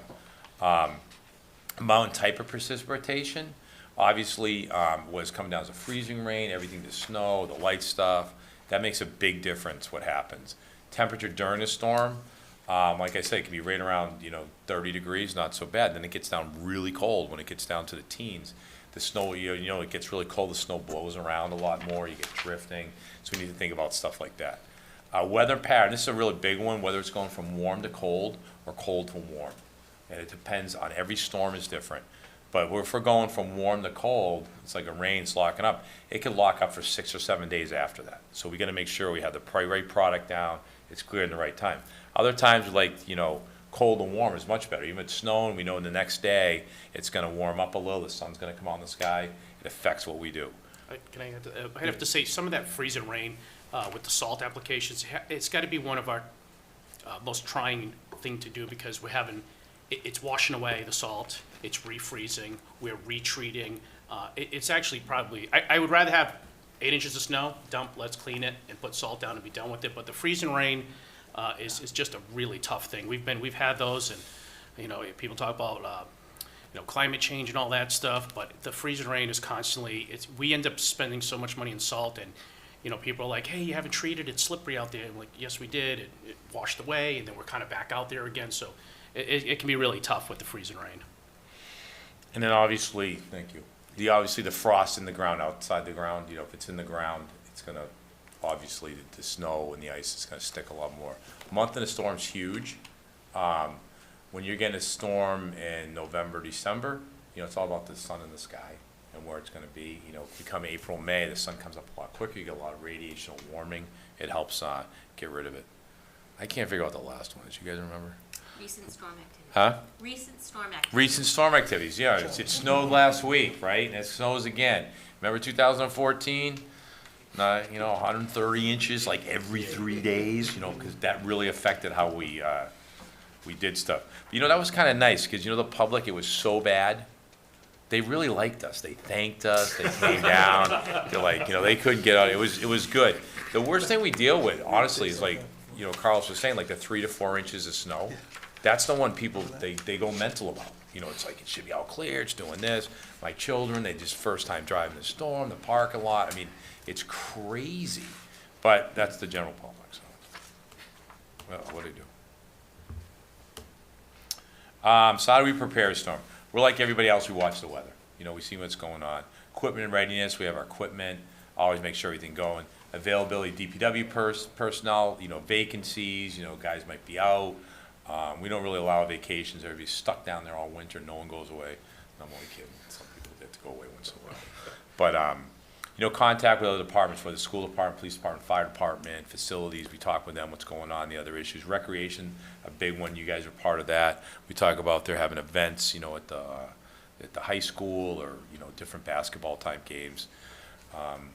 Franklin makes the playoffs a lot, so we get a lot of. We do, but that affects what we have to do because basketball during season when they're coming out here, we have to do availability of supplies. That really hasn't been that big of a problem lately. And then training and after action reviews, and we get ready next one. We're constantly training. We're looking for improvements that we can do. These are a couple of things, and I'll use this as a public service announcement for you folks too, and everybody watching at home. Pushing snow into the roadway. You can't do that, and we hate it. Oh my God, you get the road all clear, and you get people like this, they push the snow on the road. And Carlos would tell you, I'm not afraid to talk to people. 2 o'clock in the morning, I'm knocking. I'm up, you're up. So winter storm overnight parking ban. This actually worked pretty good. A lot of communities, they'll say like the middle of November, the middle of April, you can't park on the roads at all. We recognize that's a problem. So basically, the parking of motor vehicles and the layout is between the hours of 1 and 10 a.m. And that's basically get the overnight parking. And realistically, the first storm, no one knows about it.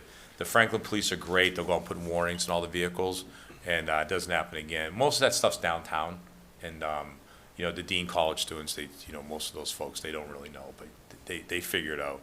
Second time, they definitely figure it out because we tow, because we can do that. Availability of salt. People, used to think they could come down in the garage and take all the salt they want.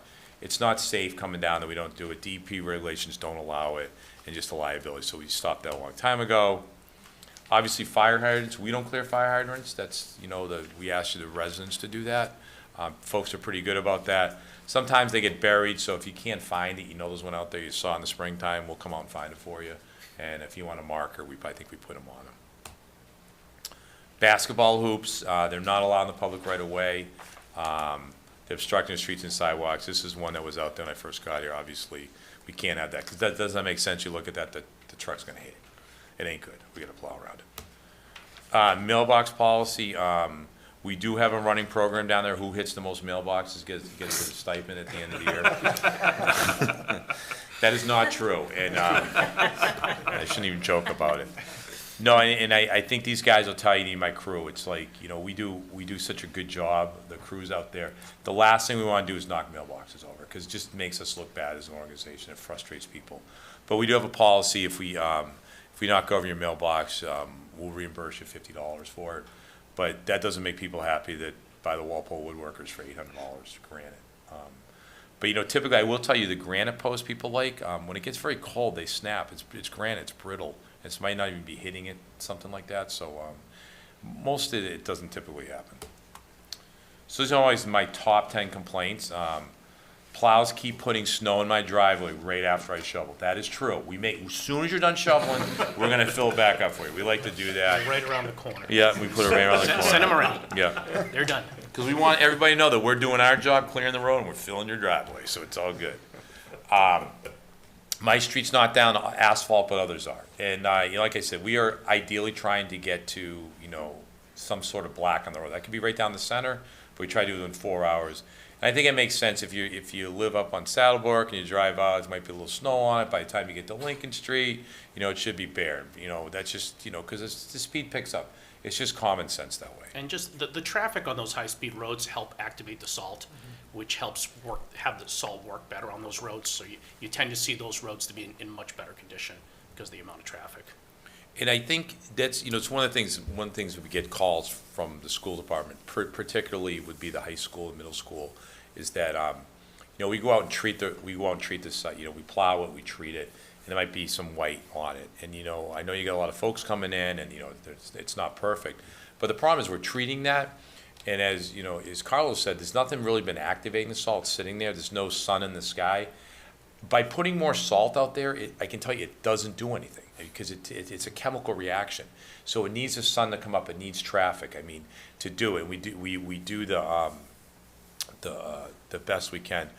I will tell you a story, because this wouldn't happen in this town, and this public works director never did this, but this was like about 10 years ago. The school department was complaining that, you know, we weren't out there. So I said, you know what? We'll go put sand in there. We'll put sand, we'll do a 50-50 mix of sand and salt. I mean, not me, this was another town. This didn't happen. Another town. So this town went out and they sanded everything, 50% sand and salt, because everybody saw it, right? All brown everywhere. This is great, you got the traction. That school department calls up, well, all that sand's getting tracked inside now and all this other thing. So they never called again, and they trusted us that we knew what we were doing. So, but that's one of the things that we have to deal with, because it is a perception, and you know, we don't want anybody to fall out there. You know that we're doing the best we can. And I will say, when we talk about the schools, the facilities guys, we have a great program working with Richard Gaskin. He's the head janitor guy. Does an excellent job with his staff, and we meet every year. We designate who, you know, which line. Like, you don't go over your line, we take care of this, and it's worked out pretty good. So they do a good job. The roadway's too narrow. There's only enough room for one car to pass. Yeah, sometimes that happens, and we'll go back, you know, obviously go out and open up. The snowbanks are way too high. I can't see oncoming traffic. That does happen, obviously, in corners, you know, depending on the amount of snow, so we'll go down and we'll knock the bankings down. You hit my mailbox, I can't get to my mailbox. Sometimes, like I said, when you start getting a lot of snow, we can only go so far back. We want to clear to the curb line, because it's part of the drainage system. So we need to get to the curb, because hopefully most roads are revealed. They come down, so in the springtime they melt. So we try to get to the curb. But if you start getting a lot of snow, the smaller, we call the one-ton trucks, like a contractor, a smaller one, they just can't push the snow back. So the road does get a little narrower. So we'll try to go back and clean that out. Can't dig, find my hydrant. We talked about that. Why do the plow trucks go by every hour I'm trying to sleep? Some people literally think we should wait till the end of the storm and just go by once.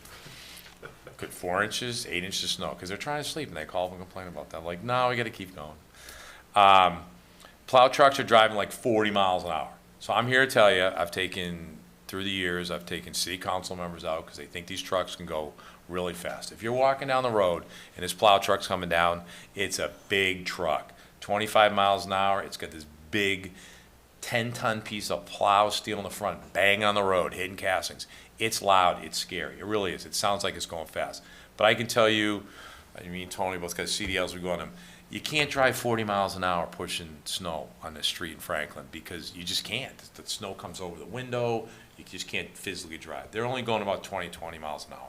But it is scary, so if any of you guys want to go for a ride in a plow truck sometime, I'll take you out in one and show you how to do it. That way you get the right answers.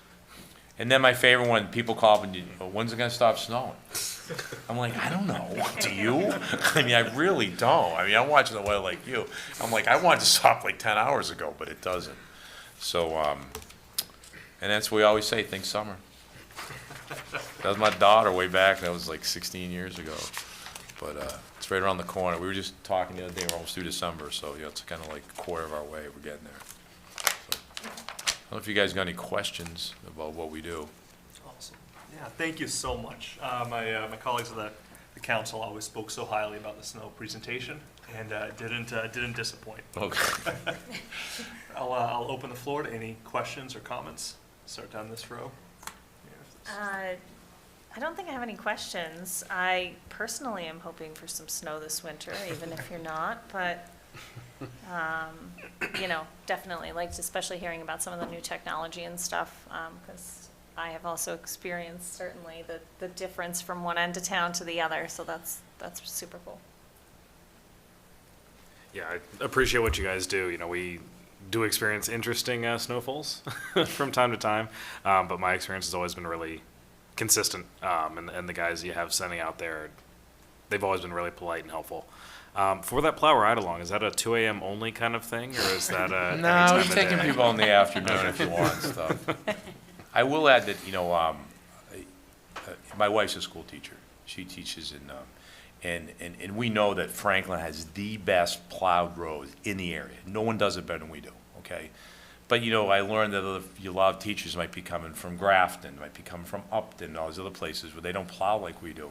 So it's important to make sure that the timing and, you know, with, there's gonna be a delay and stuff like that. So, you know, we are cognizant of that. It's not just the folks driving to Franklin, it's like through, or should I say through Franklin, it's people that have to get there. So we are aware of that when we're dealing with, the school and everything else like that, so.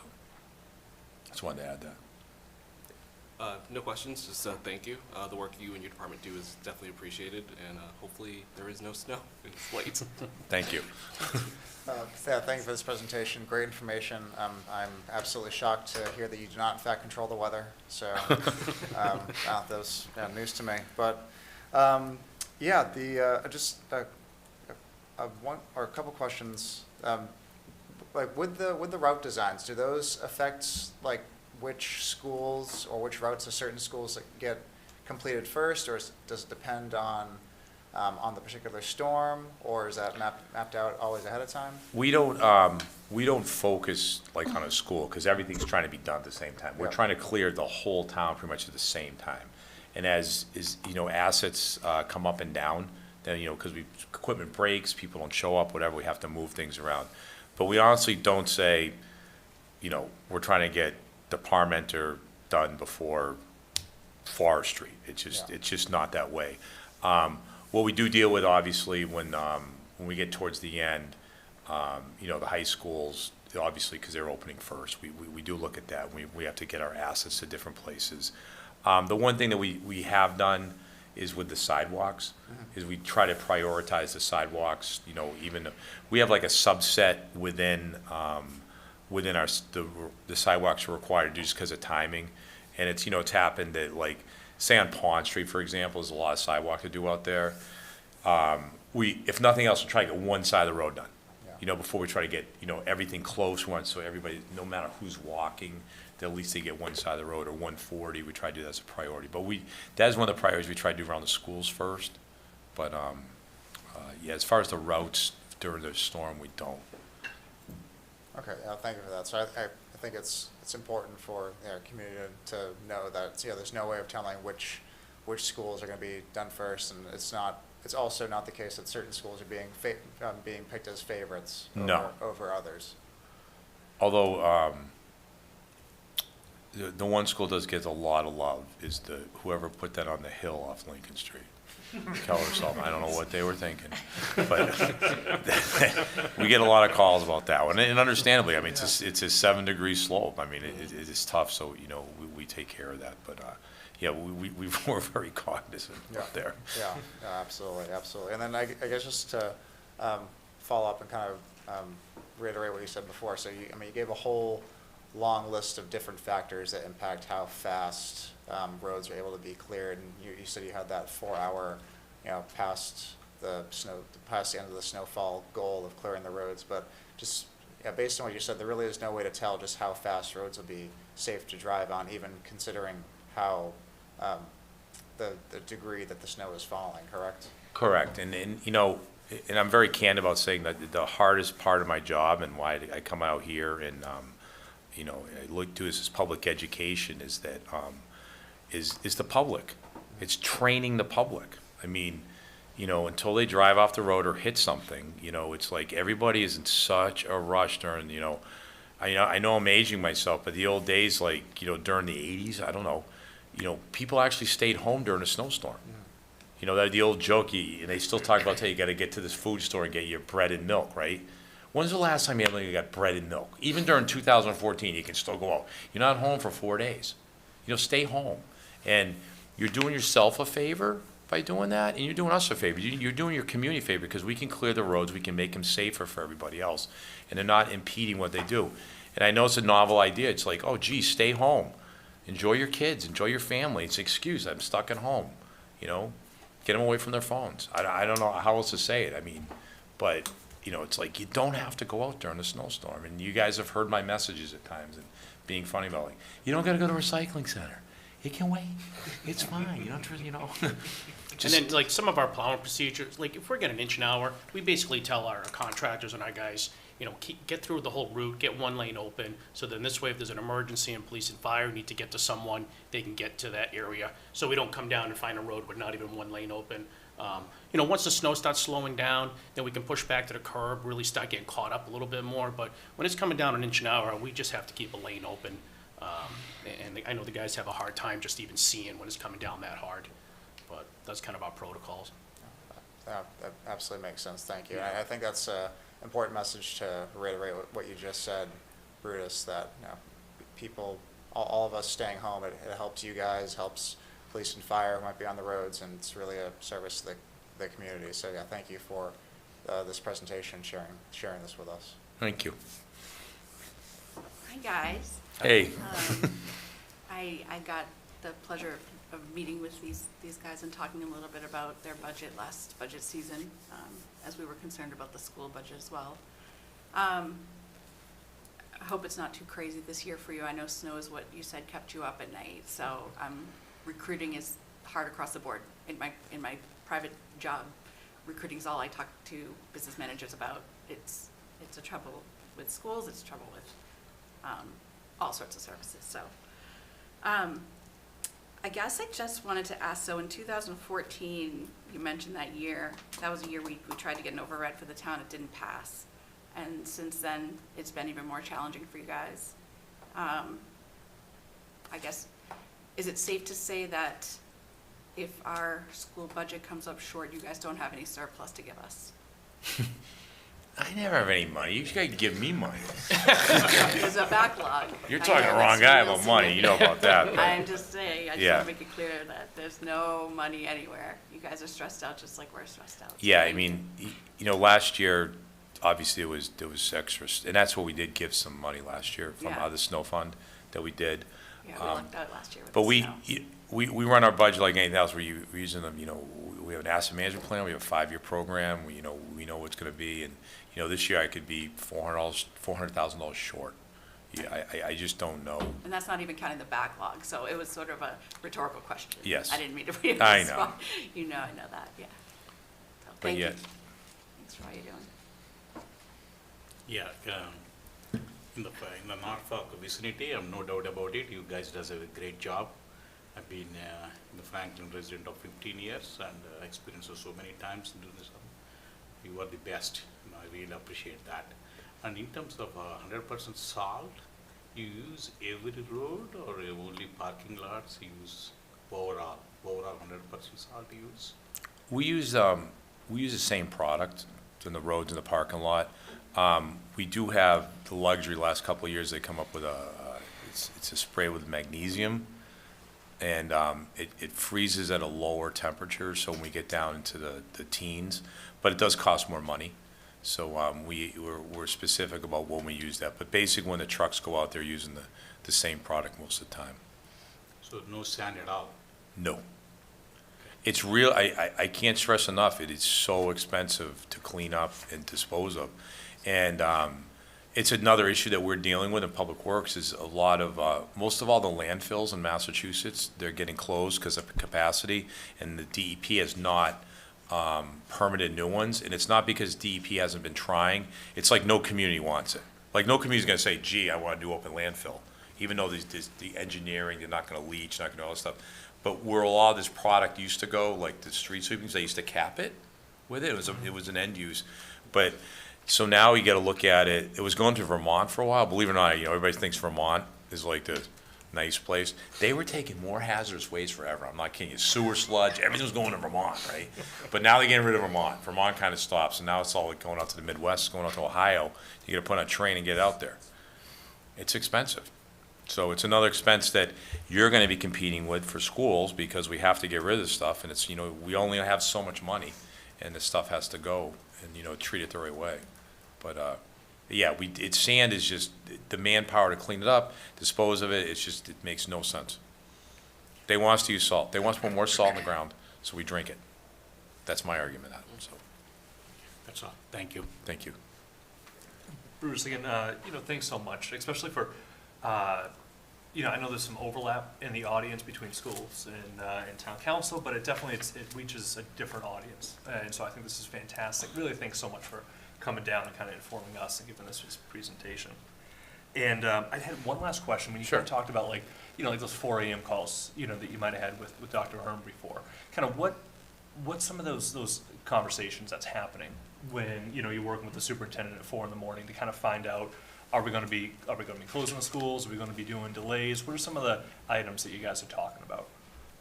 It's kind of private. It's 4 o'clock in the morning. My wife used to laugh. I'd be like, and Mr. Hearn, Sarah, she's fine. I'm like, hey, honey, when I answer the phone, we're going back and forth. But yeah, I think, you know, and you can talk about this too, but it's like where we're at, where we're going. You know, he's trying to, they always want, and I say like tongue in cheek, they want me to make the decision. I'm not making a decision because that ain't my job. But I'll tell them what the contingencies are out there, what we're seeing, and let them know what's going on. I think it's important that we talk to, you know, he's talking to other schools. I actually talk to a lot of different communities too. We could, you know, Norwood's 10 miles from here. They could have completely different, they could be raining there because they're closer to the coast, but it depends on the way things are moving. So, you know how that's all going together. So, I think that's important, but yeah, we just talk about where we're at, and the people are going. And the biggest thing we're trying to figure out is the delay of school, whether it's gonna help me, not gonna help me. And it, you know, it does. So that's what we're usually trying to figure out, stuff like that. Can I add to that? Just Sure. You brought up a few things that I thought were important. You know, the news will sensationalize every storm, and I know that we all watch it, including us, and it sounds like every single time there's going to be snowfall, it certainly gets predicted. Sometimes it's accurate, sometimes it's not, as weather forecasting. One thing that I thought was very important that you mentioned was surface temp, and I can't tell you the number of times we've had conversations where surface temperature is not something often that's talked about if you're not in the snow business typically, but that has a huge impact, and I'm so glad that you mentioned that, and that's an indicator that not necessarily people might not know, but we all know what the snowfall prediction is. The second piece we talked about is, I talk to other towns, typically surrounding towns, but we are a 10-school district. Some towns have 3 schools, 4 schools locally. So cleaning up, when you think about the volume that our department needs to clean up in the time frame, it's not always apples to apples. So when you see like, you know, Blackstone Millville's canceled, sometimes we'll say, well, why weren't we canceled? We're pretty close. You know, we have to consider those factors as well. What's your local context to what you're able to do? And I think that's where the communication comes in key with our folks is what are they able to do? What are they able to move? And then ultimately, the decision lies with me, but I'd be foolish not to do that without consulting with our DPW, who literally has boots on the ground, not just figuratively, but in those early mornings. So I think we try to leverage delays where they make logical sense, that a delay gives time to clear out so we can get the school day in, educate students, and not prolong the school year or disrupt the school year more than needed. But we want to account for safety also. So I think these are all the factors that go in. It's not necessarily an exact science also when you're forecasting what conditions can be, but we're fortunate to have the group that we have and the team that we have to collaborate and ultimately for me to arrive to that decision. And the last thing that you mentioned, the timing of it, and then the weather pattern.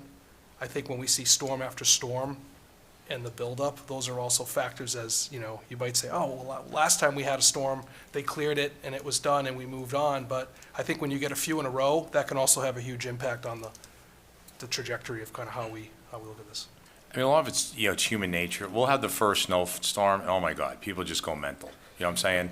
School, you should have canceled school. You done this. If we started having all these snowstorms, these snow days, there could be a foot of snow out there. Like, we got to go to school. It's not a problem anymore. You know what I'm saying? It's true. You know, they don't care, and everything's fine. And that's just the way it is. The one thing I will say is that, you know, this town's good about this, and you know, I've worked for 5 superintendents, but you know what? Our success in these storms are based on each other. You know what I'm saying? I'm not, you know, and I'm not saying set someone up or anything like that, but, you know, if it's called the right way, you know, that's good. He wins, I win. You know, if it's called the wrong way, I lose, he loses. You know, it's just, it is what it is. So, but I think we understand that, and so we're very intertwined with that because, you know, we're talking, you know, parents' perceptions were, you know, I can say stay home, whatever, but they're talking about their children, and you know, and everybody wants the safety. Everybody wants the safety of what they can do, and we want to provide the best safety we can. You know, I don't want to everything we do in town. Well, I'm not trying to put out a half-ass product. I want to probably put the best product out there that I can, And that's the, safe schools and getting there and getting the kids safely home and back. Last thing we ever want to hear, we hate hearing accidents. We hate feeling people, what can we do to make it better? And that's on every level. So we're very intertwined that way. So we really try to work together.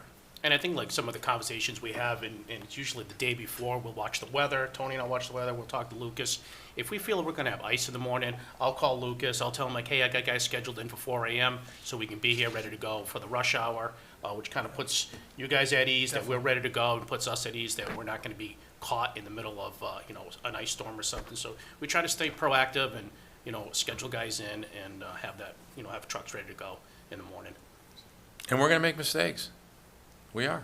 That's just the nature of the work we do. It's like, there's no scientific way to do it. We're gonna do the best we can, but, we're gonna miss something.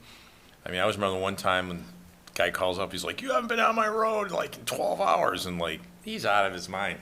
We went down there, he was right. The snow was like this deep. The contractor was lost, and we had no idea. He's working in Medway somewhere, I don't know. We had me and Deacon down there just driving.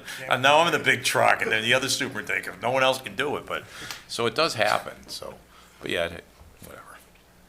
It's snow. Well, thank you guys very much. Really appreciate everything. Well, no, thanks for having us and getting the information out. So, maybe we answered some questions for your folks and other people before they come up, so. Yeah, I think so. Yeah. All right, thank you. Thank you. Thank you.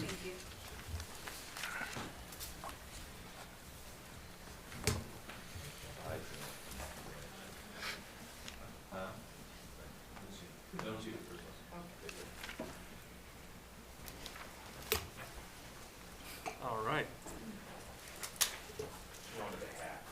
I did. The hat was fantastic too. Get on camera. All right, so kind of moving on, discussion action items, being none. Discussion only items, none as well. So then jumping right over to information matters.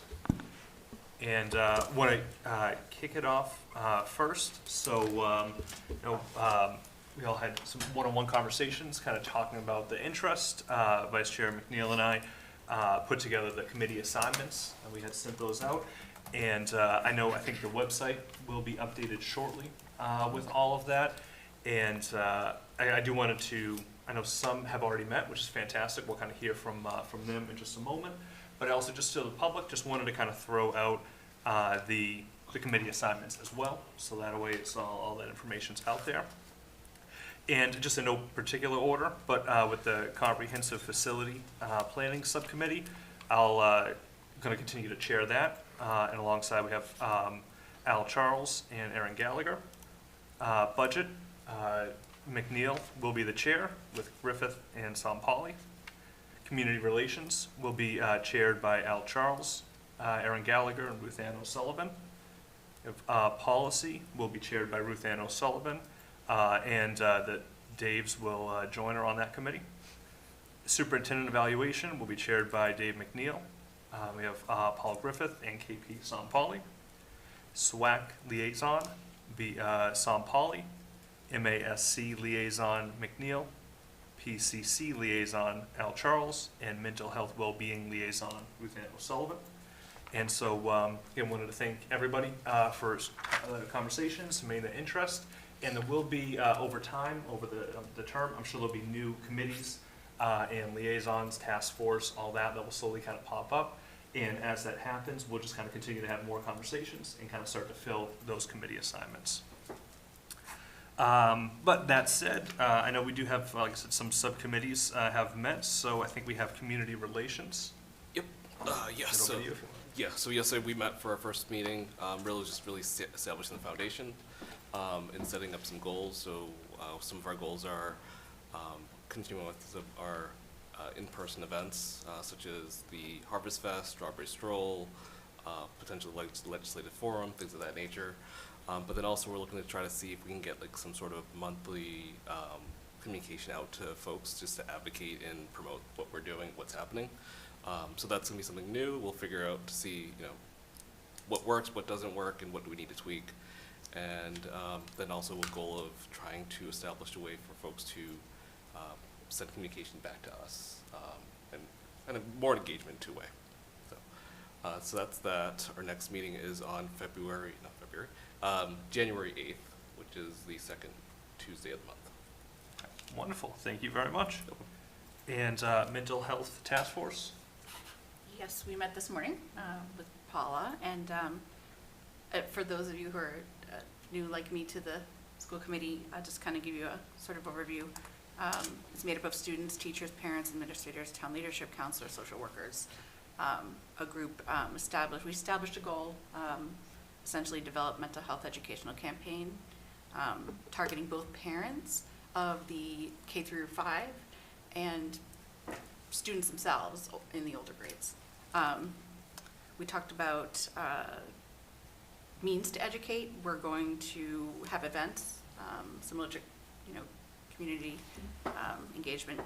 And then we talked about doing PSAs, actually in collaboration with Franklin Television and Radio, and getting the students, probably the high school students, peer leaders, groups like that, to speak directly to the younger students.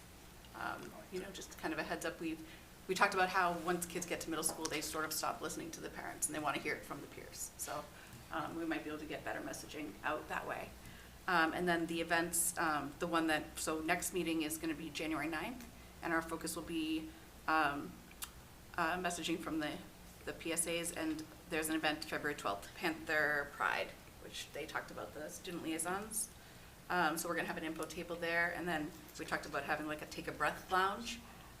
Two of the topics, another kind of priority is topic priorities. So two of the topics are just a sickening statistic about suicidal ideology with younger children, especially middle school. I think that the survey in Franklin reported something like, not the most recent, but that like 6% of students or something had suicidal discussions at some point of middle school.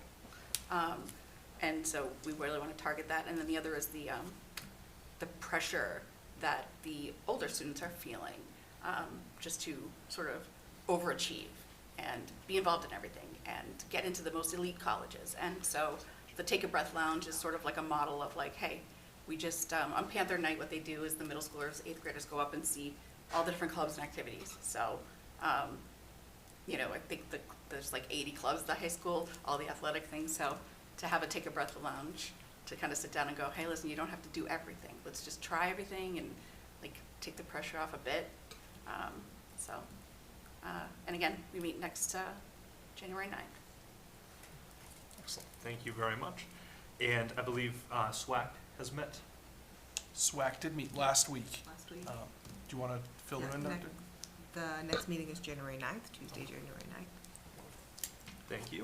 And then for all the other subcommittees, just to kind of like level set, I'm sure the chairs will be kind of reaching out with everybody, I'm sure over the next week or two, and with most of the meetings that haven't yet taken place to be taking place right after the new year. All right, and then so we'll move on to consent agenda. Okay. I recommend approval of the minutes from your November 28th, 2023 school committee meeting as detailed. I recommend acceptance of a check for $4,300 from the Oak Street PCC for field trips as detailed. I recommend creating a student activity account for the 40% Club at FHS, and I recommend approval of the request of Mary McMurray to take music students to the Veterans Auditorium, Providence, Rhode Island on May 23rd, which will be Parmenter Day, and May 24th for JFK 2024 to see a concert and perform with the musicians as detailed. All right, is there a motion to approve as discussed? So moved. Is there a second? Second. Any questions or comments? Yep, just one question. And I don't think it was in here, but what exactly is the 40% Club? I'm so glad you asked, Mr. Charles. We did not stage this. I actually prepared an answer because I assumed that would be a question that would be out there. So, one of the most quoted facts about happiness goes as follows. This is from Franklin High School. 50% of happiness is determined by your genes.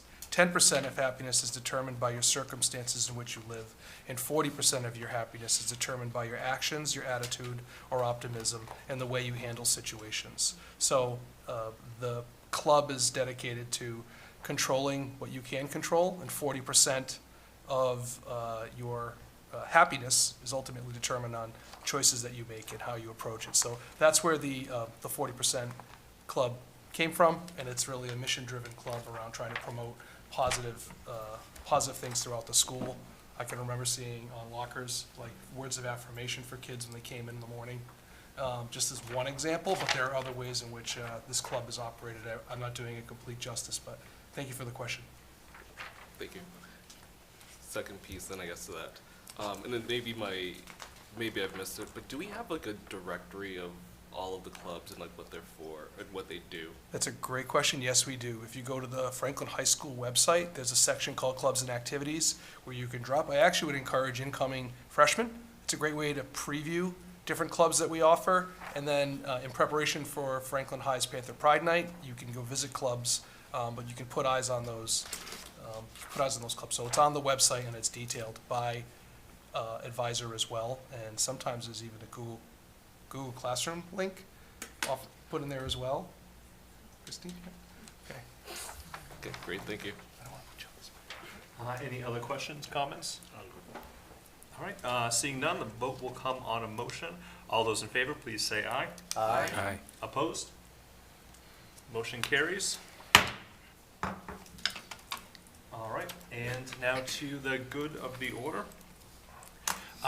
As in our norms and procedures on the first meeting of a month, we'll have the opportunity for any school committee members just to kind of have, address the committee at large, kind of talk about ways, ideas that we might be able to approve as a committee. It's just kind of a platform opportunity to kind of discuss. So I'll just open this floor. Anybody? Sure. Please. So I guess in the vein of the 40% club, in terms of things that you can control, we hear a lot of people, that have problems in the school system. Maybe it may be due to, something happened with a student, something happened with a teacher, whatever the case may be. But they tend to go to the wrong venue to voice that concern. Be it they go to Facebook, they go to Twitter or X, whatever it's called. They go to other people, but they never go to the right forum. And by not going to the right forum, the problem never gets addressed. And either you go to a person that's a sounding board that listens to you and magnifies your concern, your anger, and you now make a mountain out of a molehill. Whereas had you gotten to the right process, it would have been resolved the first time. So I just want to make folks know that there is a document out there that talks about the right process and really goes to, you should go to the person that's closest to it first. So be it the teacher, principal, or assistant principal, guidance counselor, whomever, but there's a process to follow. And I want folks just to know that it's out there. So if you do go to the Franklin Public School website under About Us, then contact us. There is that community communications guideline document that really outlines what people should be doing so that problems or concerns get addressed quicker and they don't just fester and build, and next thing you know, you've dealt with something for the whole school year, but had you said something right in the onset, it could have been addressed quickly, timely, and all that pain and anger or concern could have been addressed quicker. So just folks being mindful of that, because there are proper processes, and if those people that you go to do not address the concerns, then you escalate, and then you take it up to the next level, see how things can get addressed. And I feel that our central office does a really good job of caring for that and hopefully keeping people accountable, but we need to go through the right process first. So please don't go through Facebook. Don't go to your friend and neighbor. You may say, hey, what should I do? But that doesn't stop there. You go to the right channels to get things addressed. So that's it. Absolutely. Thank you very much. You're welcome.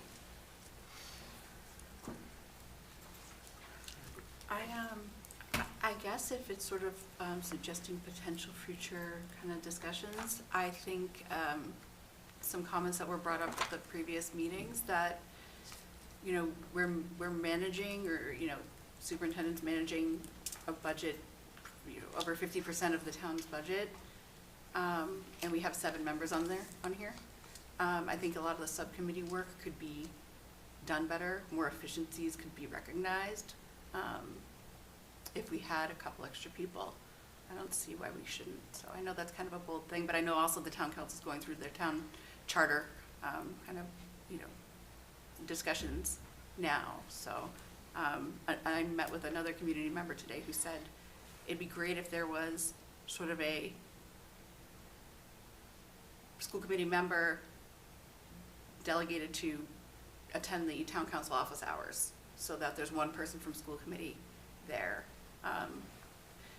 Just, as we get into like this year's budget season, there's gonna be a ton of necessary collaboration. And I know we have the joint budget subcommittee, but anyway, to just kind of do better work.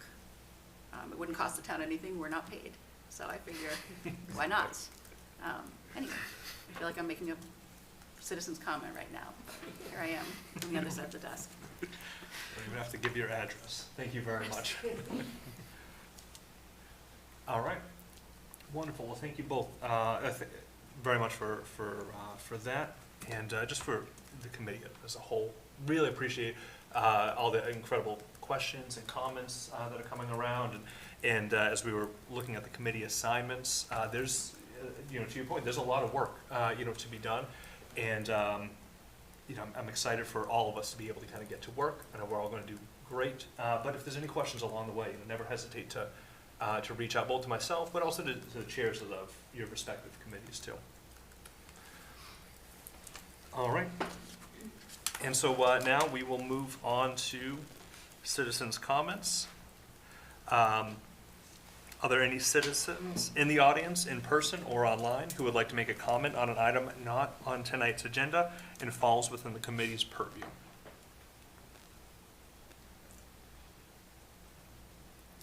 All right, seeing none, we'll jump on to new business. Okay, new business. Our next school committee meeting is on January 9th. It'll be after the new, it'll be 2024. We will have a Franklin High School Program of Studies update for you all to just highlight some of the programming that will occur, and then that will eventually lead us into the course selection process, which occurs as we continue into the winter.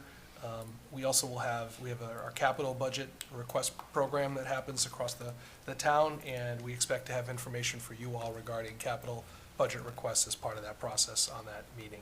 And then in the second part of the month, we will get a student services presentation and an update on our programming that occurs across the district from Mrs. Morano and her team.